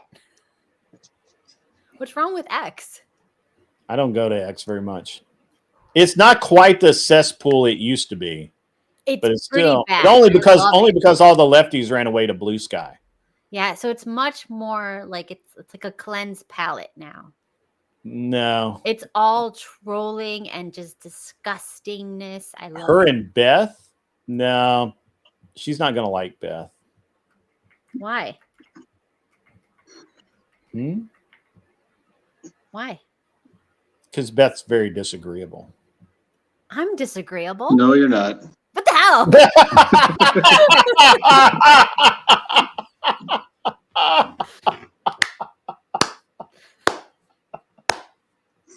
What do you mean I'm not? That was flawless. He jumped on that like, no, you're not. Like you weren't. The words weren't even out of your mouth. No, you're not. Oh, that's hilarious, Anson. That's great. So, are you and Chris using the same mustache wax? I don't know. You know, I should ask him that. So you when you grow your beard out, Grid, you have to do this, or else your mustache gets inside your mouth when you're eating. Like it's a functional thing. You have to do something with it. I remember back when I had a mustache that was always a constant issue, and the crumbs right here. Yeah, that's not so much an issue because I get the food in my mouth. Yeah, sure you do. And yeah, I never liked any of that. So, what's up, Pentuple TV? How the hell are you? All right, Pentuple, if you want, the link is available. And I'll just drop it again. What the hell? And you're welcome to jump up. We're doing a call. Technically, this is a call-in, but right now we're trying to help Kat slightly. And Kat, on Saturday, so Friday, go to Grid's event and then just go around and do that GoPro thing and, you know, network with a whole bunch of different creators there, and then like get a bunch of contact information for bigger creators. That's how Sarah made her whole deal last year. It was back in. You guys probably don't realize this. I did talk about it at the time. But Sarah at DebateCon in New Jersey, that's all she did was go around and network, and that she put together her little setup to grow into what she is now. So there you go. So anyway, Anson Knowles should only be in black and white. I agree. I don't know why we're looking at a color version of Anson Knowles, but here we are. EOD is going to be there. Pentuple's going to be there. Pentuple's capable assistant, Sadie, is going to be there. So, and yeah. So, Pentuple, you're welcome to jump up. It is we're technically not an open panel. It's just I let Anson up. Kat used to be my co-host, so she can stay. But Anson, you're going to have to go in a minute. I'm sorry. Yeah. You're not a co-host. No, I'm not. I got to go. I really wanted to help Kat with her problem. Yeah. And it's a real problem. It's been a year. She literally was like, hey, I can't be your co-host anymore. I don't have time to stream. And even if I did, I need to do my own stream so I can get monetized. This needs to make sense. I forget all the rest of the nonsense that she gave me a year ago, this time last year, actually, maybe a little earlier. And I was like, yeah, okay, I get that. That's cool. Let's go make it happen, Captain. And here we are, a year later, not doing the thing. I honestly just think it's that she doesn't want to do the work required, Grid. Could Like be. she wants This like is the true. yeah. So like it's really just her. So it's not really a problem that we need to fix. It's more of a like a problem that like is I just know. going to exist. Should I just like give up and like go and have like a only foots? Well, no. So the thing is, though, is that here's the thing. I really think that the problem is the cat can't take it seriously because it's not monetized, and because she's not getting monetized, she doesn't take it seriously, right? So it's like you can't get there from here, Cat. You can't. You've got to put the work in. It just doesn't happen. You could get it all done this weekend, right? 3 days, Friday, Saturday, and Sunday, and you'll be monetized, and you'll have a Rolodex of new people with lots of people that can raid over to you if they like you, and basically get you a jump start on a whole lot of money. This time next week, you'll be monetized if you go to Grid's event and DebateCon. That is probable. We can't say 100% that that's what I'll do. 100%, Cat. He doesn't believe in me. I do believe in you. I do. I'm the only one that does believe in you. I'm the only one that's like every time I see him, like, are you monetized yet? Why are you not? I can't believe you're not monetized yet. Nobody else does that. Everybody's just like, whatever, Cat. Just keep playing at being a star on the internet. At least this time you don't have your boobs hanging out. So that's they good. don't hang.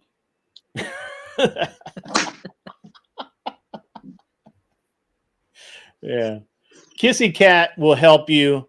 Kissy Cat is awesome. She's amazing. I believe in Cat as well. We got all the cats in here today. We even have the crazy cat lady, Arthur Diane, today. Nice. Tell her to sell some bath water. I was watching that last night on whatever. That was insane. Is that still happening? Can I do that? You want to hear the grossest thing ever, Cat? Okay, go on. Let's go. What do I have to do? Tell me. This dumbass OF girl actually sold her vagina yeast to a beer making company who cultured it and made beer with it. That is gross. So, why is that gross? How is it not gross? No, yeast is yeast. It doesn't really matter where it comes from. You should make bread. That could be sourdough. Yeah, bread. Yeah, I would totally. They were talking about that too. They make bread. I was like, what in the world is wrong with you people? Okay, hold on. Amaranth, yes, thank you. Let's think about this. You're a businessman. We find like some hot female streamers, and then we have a bread company, right? And we name it after them, and it's their yeast. $1 billion business. Literally the grossest thing I'd ever heard. Like that was like all I hear is you don't want to make money. Yeah, it's disgusting how people have basically monetized their essence, and that's all that is. It's just gross. We could call it simp bread. No? I'll work on it. I'll work on it. Okay, so you're not you're gonna workshop that? Yeah. So like, okay, Anson, what's a good name for this? Like, we have to take this seriously because I feel like we are sitting on an opportunity right here. This happened. Serendipity. We need send the to asteroid. work it out. Just send the asteroid now. Send it. Kat, I have no way to market that or have any fun clips related to it. It's like I don't know. I'm old fashioned. I prefer to get my vagina yeast the old fashioned way, and just eating it straight from the source. But like going through this extra steps of putting it in bread, I think it's wasteful and unnecessary consumerism. Only fuzz. Yeastables. Okay, I like that. That's a good one. Yeastables. So gross. So gross. I think look, if you can't beat them, Can't. I don't need to beat them. I need to deny that they exist. So then you're just in denial. It's disgusting, Kat. Don't become a degen. You've got a nice husband. Rude Mudcrab has your back here. Rude Mudcrab says sell tequila packaged with salt made from e-girl sweat. Kat, did you know that I was the e-girl wrangler at TwitchCon? Did you know that? No, but like nobody told me about TwitchCon. Right? How do I get in there? I'm not on Twitch, but can you just go to TwitchCon? Mm-hmm. Yeah, you can just go.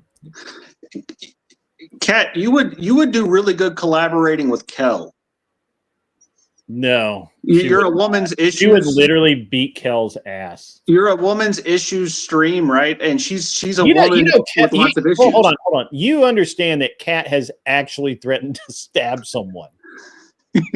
And her husband had to carry her dumb ass in the house so that she didn't stab someone. Okay, why would I not like the Kel person? Oh, I got you. I got you. Hold on. I got this one. Here we go. I'll give you. Bro, I'm obviously not. I told you like multiple times that I'm not fucking like gonna respond to like. I can't understand like just a whole like wall of like text. You can like say something and respond or not, but I'm like you're like obviously I'm not gonna engage with your argument like that. Like what? Like that's so lame. That's so. What is my argument? Yes, that was exactly.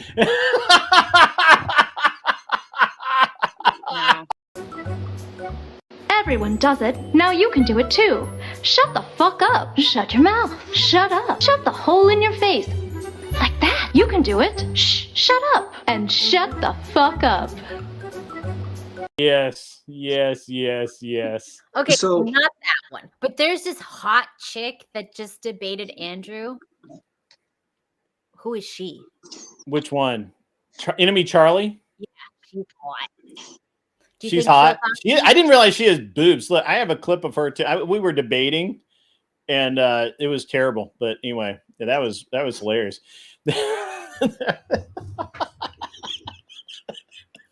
I can't believe that you hadn't seen the Kel clip before. I've got other Kel clips too. That's just one of many. So don't worry. Kel is Kel. Kat would not do well with. I can't believe you said that, Anson. Kat would not do well, or rather, Kel would not do well. He's setting me up for failure. No, I'm not. They're very contrasting, right? Like Kat's a very conservative, proper lady. She is a proper.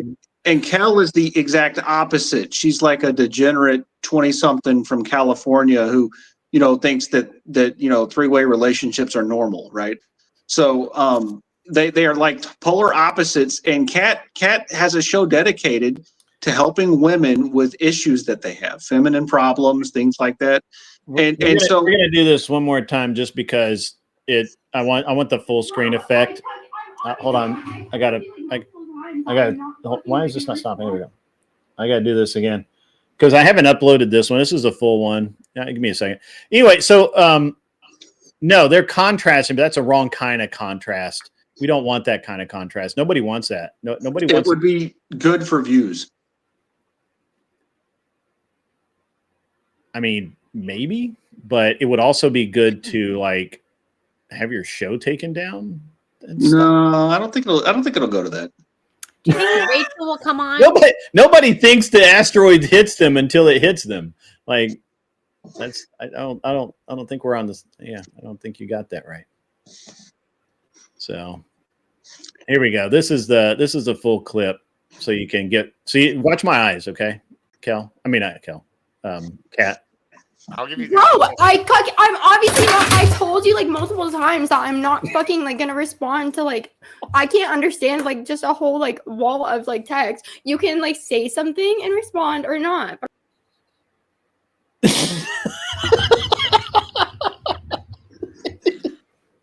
You can't make that shit up. Like you just can't. It's crazy. It's like you'd be good to collaborate with Confluence too. He's got a lot of subs. Confluence, maybe. Yeah, Confluence. I could see that. I could see that. So. I don't know who that is, so please message me. Yeah, we'll make that work. We'll make that work. I'm trying to like get home math. I'm gonna go away. I'll see y'all later. See ya. Go away. Leave me alone. You bother me. But not really. I like Anson. Anson's okay. He's a fine. Oh, that's funny. This is so true. Doing a show on women's issue is the problem.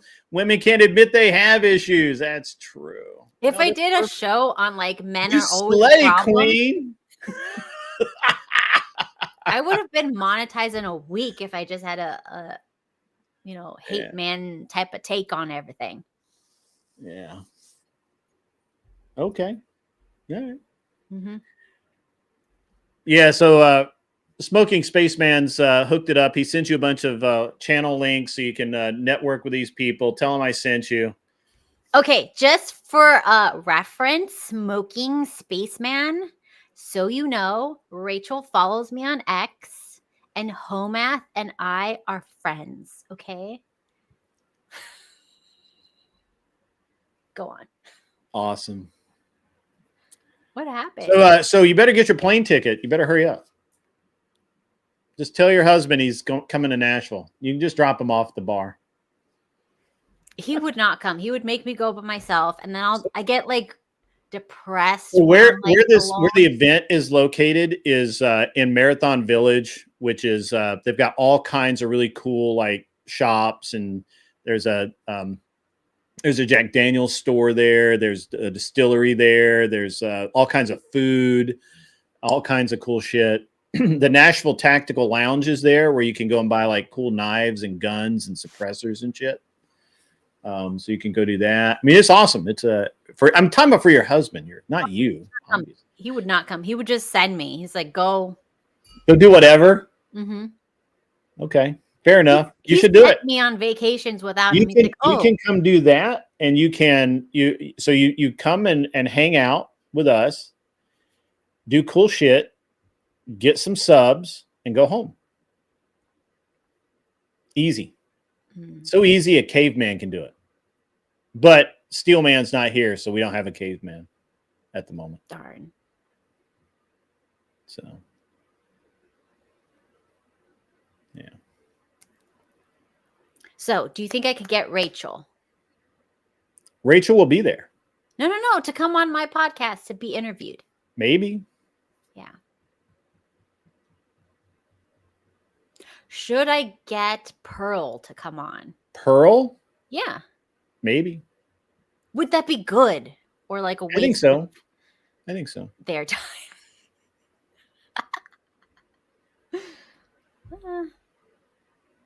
Yeah, I could talk about Rachel's book. I feel like if I ask personally, it's going to be a no. So you're asking me to ask for you? Is that, my gosh. Hey, Natalia's here. Awesome. But like not Andrew. Why don't you go on whatever? Why don't you do that? That's so I could get far. you on whatever.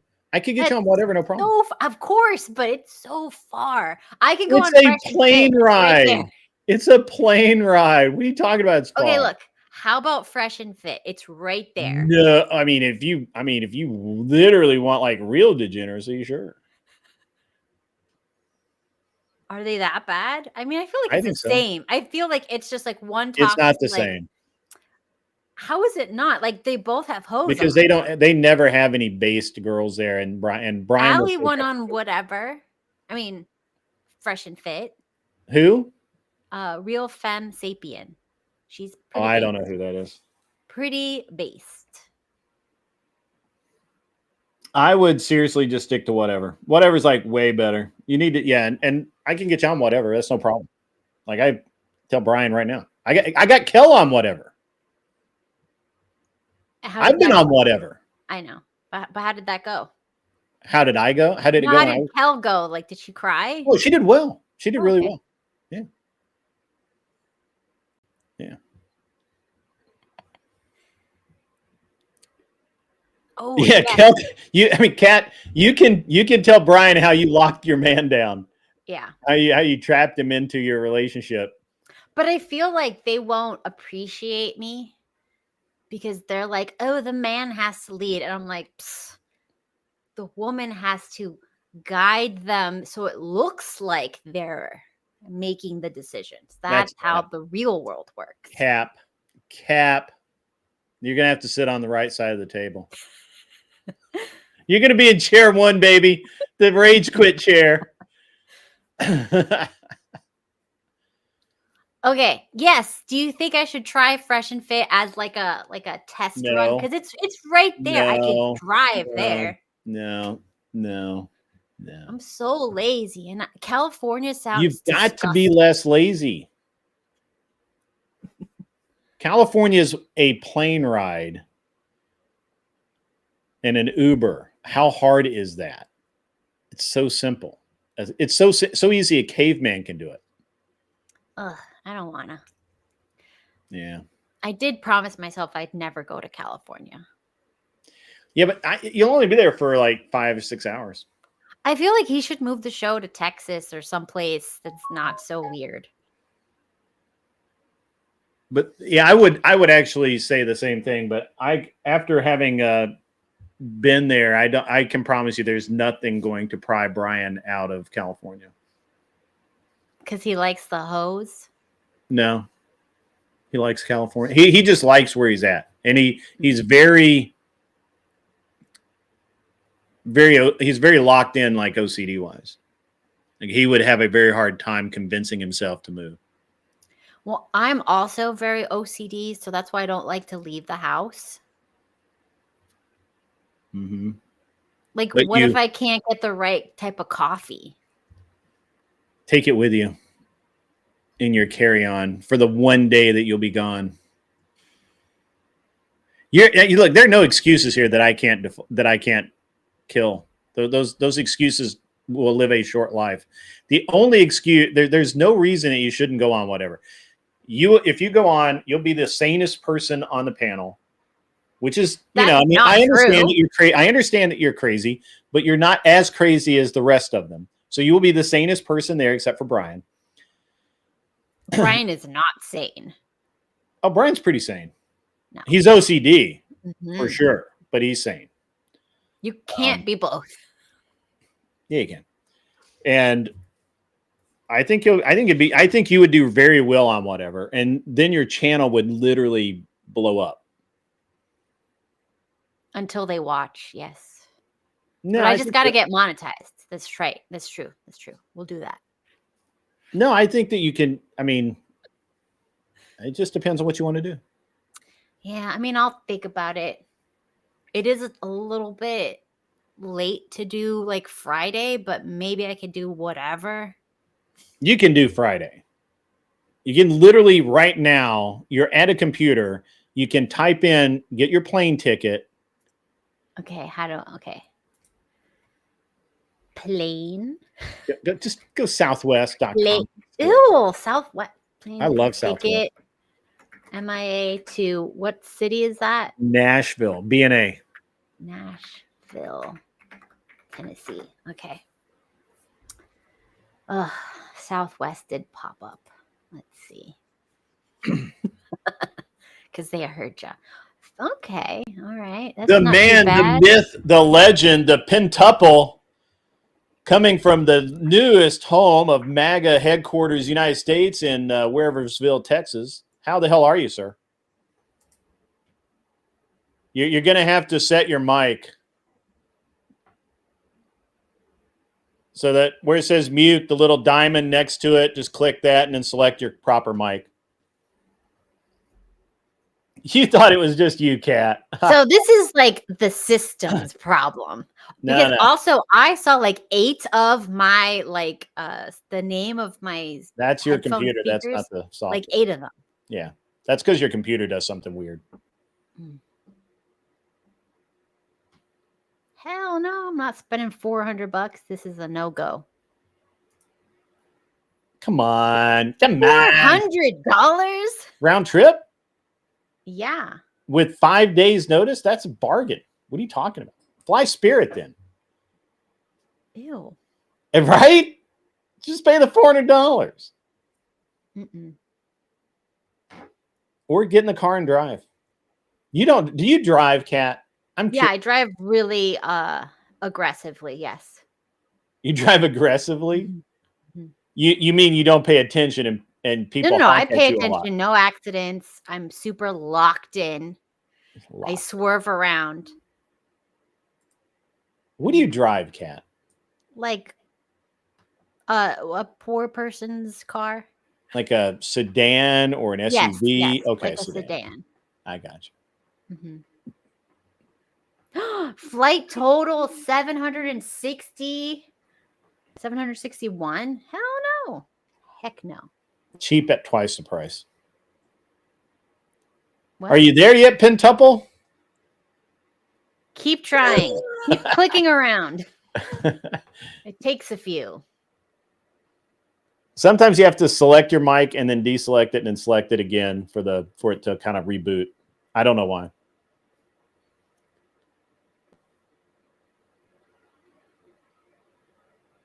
Yeah, I can get you on whatever. That's actually not the problem. Okay. Where is... Okay. Where is whatever? Is that like Los Angeles? Yeah, you can fly into LA. It's a 2-hour drive, an hour and a half to 2-hour drive from LAX to whatever. And then, or you can fly into Santa Barbara and it's like a 30-minute or less drive to the studio. But Santa Barbara is like a very small airport. Oh. Okay. Have you tried turning it off and back on? That's funny. Pentuple will be back. All right, let's see. $750 does sound like a lot for a flight. I got to be honest. There he is. He's back. There it goes. And there it is. It was. What's just had to up, refresh. my They man? all said Yeti, and I clicked on all of them. I did the test, and it was working. And all right, whatever. I'm back. Yeah. All right. How are you, Hello, sir? Kat. Nice to meet you. I'm good. I'm finally settled in. I've made the move from my oppressive state of Maryland to Texas, and Yeah. I've been loving it here. It's been awesome. I'm glad that you've escaped the brutal North. Yes. You know, Andrew just moved to Texas as well. Oh, okay. Yeah. Andrew Wilson. Yep. What's up, Uncle Guns? Good to see you out there. Is $750 a lot for a flight? Not anymore. $750 is actually pretty normal for a I flight. got mine yesterday for $280 round trip. You got yours for $280? Yes. Where are you? I used Expedia. I'm flying from Dallas. Oh. Which is actually slightly farther from me than Austin, but Dallas is a lot cheaper to fly out of. So I'll make the extra. Yeah, Cat. Do some looking. $280. Check out Kiwi. Kiwi Flights has been the really cheap when I've been looking at that. That website's been working for me. Kiwi Flights. Yes. But sometimes it'll have you, you gotta be careful because sometimes it has you flying in and out of different airports. Because it does like, you can do like 155-mile radius or something like that. So if I pick Austin, it includes Dallas. And then it'll try to get me to fly in and out of one, but I gotta keep my car at some of them. So I gotta Kissy Cat just straight up says, yeah, I never booked my own, so I don't know how much it costs to fly. Legit. That's legit. I remember $39 flights too, Uncle Guns, for sure. Faux show. So what's new, Pentuple? How are you? Good. I'm doing good. I've been I not only moved, but I'm practicing a different area. Yeah, your mic volume is really low. If you can turn it up, you should do so. Should I turn up the gain or is there something else? Yeah, turn up the gain to start with. There we go. Does that work? That working better? That's better. Yeah. We're just gonna talk right into it. Yeah, you should also talk into the microphone. Yes, I need to get used to that. Yeah. I usually just don't use a scream Blue like a Yeti. dumbass. Just don't use a Blue Yeti. That's true. I do. What would you recommend if I were going to upgrade? If for a really good budget mic, I really like the Samsung Q9 or whatever. I'll send you the link. The Samsung's really good, and the Rode Pod mic is excellent, especially I if have you're one. using I will XLR. send it to you for free. I hate the Rode Pod. Do you have the XLR one or the USB one? I don't remember. Yeah. I haven't used it in such. This is a Rode Podcaster. It is the one with the XLR.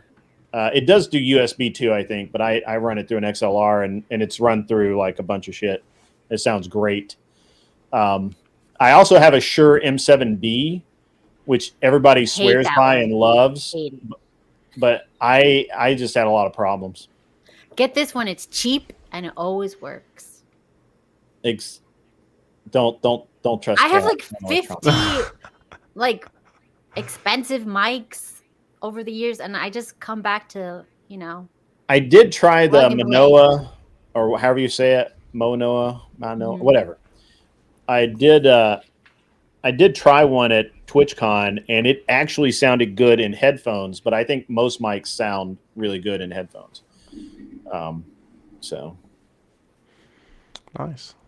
I threw away the XLR thing, the thing that you connect the mic to, and that connects to the computer, because that thing was causing like some beeping noise that was constantly happening when I would play video games.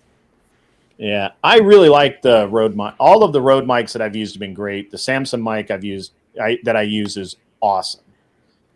Hers is colorful though. For audio is Audio Technica mics. It makes you sound beautiful, like spectacular. But they're XLR, which I've decided I'm against now. And they're not pretty. Yeah. Is XLR that like weird plug-in? Yeah, like that weird guitar? plug, and then you need the thing to plug it in, and then you have to put that. Yeah, the Manoa, or however you say it, mics have great marketing. They're Japanese mics. I thought they were like built in China or whatever, but they may be, but they're Japanese. It's a Japanese company. So, but they're really cheap. They're like $100 or $115, something like that. They're really cheap. But I have not tried one outside of the booth at TwitchCon.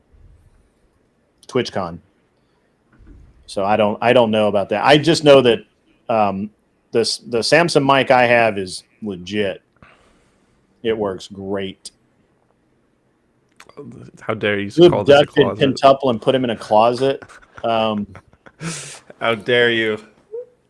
It's that's his boyhood bedroom. What are you talking? It's a cubby. No, this is.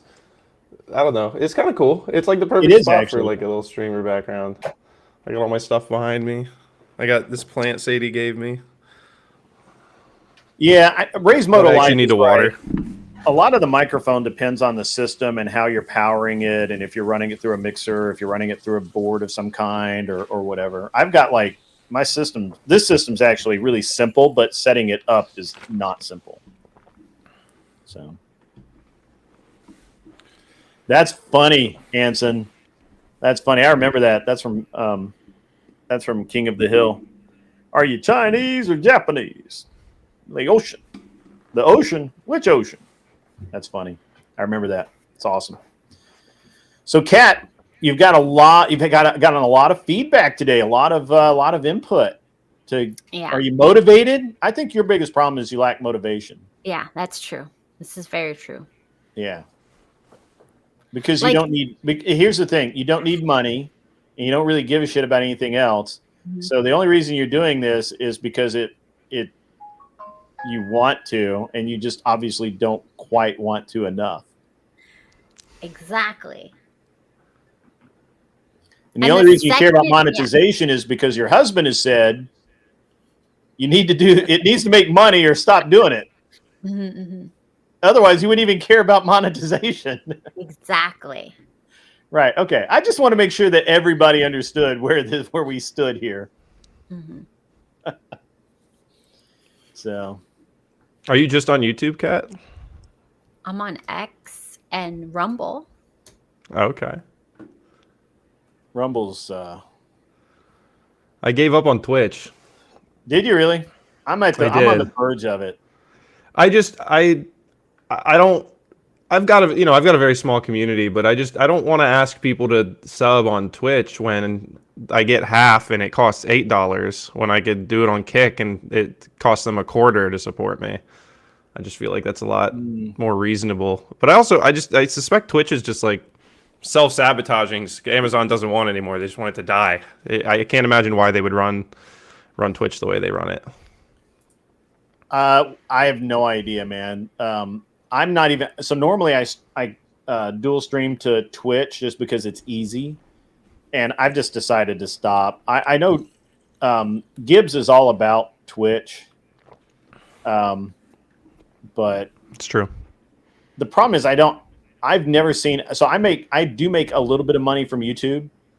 Make $0 from Twitch, and I just don't care.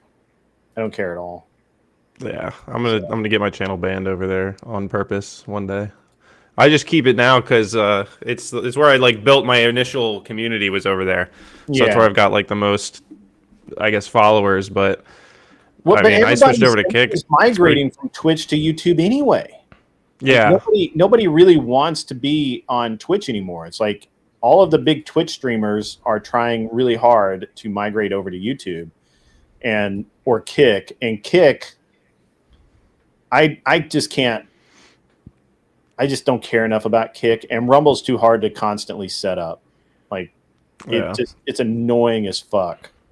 I just love the channel points function. I feel like that feature's so awesome. The channel. But now I've got to reset up all the fun redemptions that I had set up on Twitch. Because I had probably 50 different like channel point things I had set up over 2 years. Like sound effects or something that people could trigger. But I just have a soundboard. Yeah, that's probably what I'm gonna have to do with Kick anyway, because it's not as customizable as Twitch. But I should have abandoned Twitch when they banned EOD.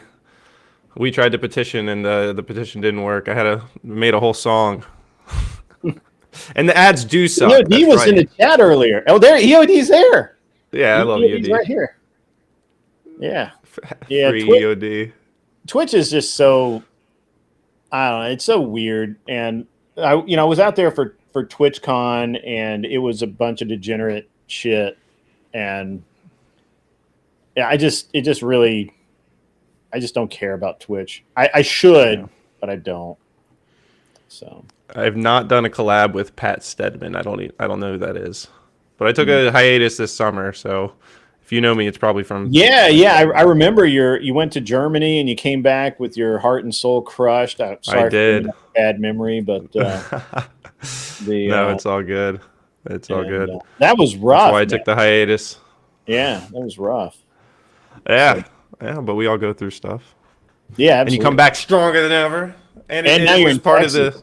Now you're in Texas, where they're like real, where they're real women. That is true. I do suspect it'll be easier to find my type down here than up around DC.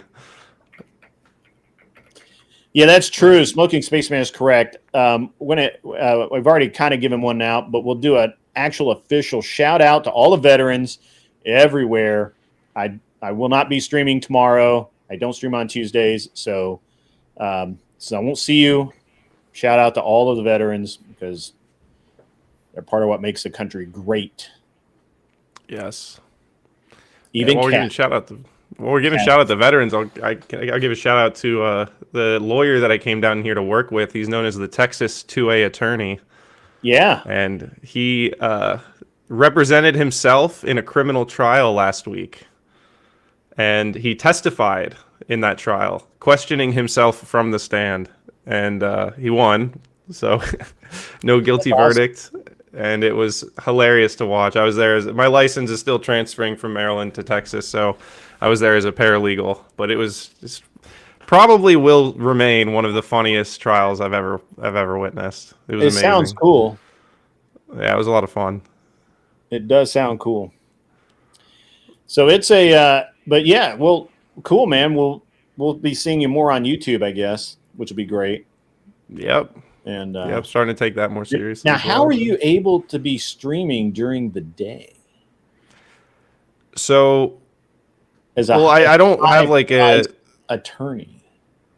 Well, so I'm a paralegal, I'm not quite like practicing down here yet, but it's a solo-owned law firm that he runs, and we're going to partner and rebrand in the spring when my license is valid. But this morning we went up to Dallas and we did a hearing for a client, and so I kind of tag along with him and go everywhere. But as far as like hours and stuff, it's very unofficial. And so today I was just working on my legal component sections. And yeah, so I just took a break from that to join up here. I popped in chat. Is it harder to get? Is it harder to be in Texas or be an attorney in Texas and get your license and everything transferred over, or is it not that big a deal? So I guess it depends, but I took the UBE. So like 34 states have the uniform bar exam, which means you can just transfer your score. So it costs money, but just had to send in the application, and it takes 5 to 9 months or something like that. So I'm on like month 3 of waiting for that. But I was able to just transfer my score, so I don't have to take the bar again or anything like that. And I was working for a bank doing a boring job up in Maryland, and now we're representing clients in a lot of constitutional law cases, civil cases, criminal cases. So it's a lot more fun and passionate down here. Yeah. Yeah, a lot of gun rights cases, freedom of speech cases. Are you working on the suppressor case? No, but I know I'm not. No, you're not? And you say no more. So, okay. I can't. I'm waiting for the Texas suppressor case to go somewhere. I'm waiting for it. Yeah, I'll have to ask CJ more about that. Mm-hmm.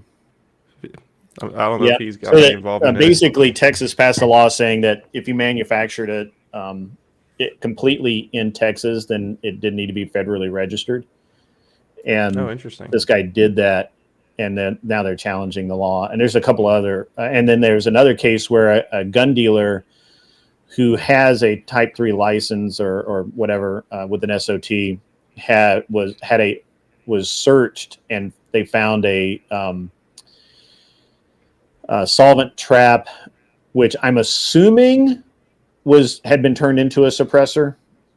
Maybe it hadn't, and so they tried to, the ATF had a problem with that, and he sued them saying that it wasn't applicable to him or whatever. So that case is I think at the Supreme Court now. So yeah, interesting. You should look into those. It's important stuff. Yeah, no, I definitely will. Yeah, not the HPA real deal. Yeah, I know. Yeah, it was a solvent trap. CJ's done a lot. Right. Yeah, that's correct. It was a solvent trap in his personal safe, not his store safe. And there's some question whether or not the search warrant they had was good for his personal safe as well. That's another aspect which I don't think is being entertained at this point. I don't think they care about it yet, about that part yet. But at any rate, yeah, man, it's good to see you. Good to see you out back on the internet, back in the Wild West. Yes, it's good to be back. It'd be great to see you this weekend or Friday. Or now, are you going to DebateCon as well? Are you going to watch the debate? No, I didn't get a ticket to DebateCon. Okay, but I'll be up there Friday to Monday, so I'll be hanging out with Sadie over the weekend. I'll definitely be at your event. I'm excited for that and to meet whoever's going to be there. Yeah, for sure. Awesome. And maybe just orbit around outside the doors at DebateCon. Yeah, there you go. Yeah, it was really informal at the last one, and I don't know how many people actually had tickets. So I know I did, but I don't know how many did. At any rate, it is now 3:00, and that means I got to go. So I'm going to raid you guys over to OG. Kat, you go too. You go to OG's as well and hang out, make friends. And you guys, the rest of you guys, have a great rest of your day. As always, be cool. Wear the glasses if you need them because it's important. And go jump around on OG's lawn. See ya.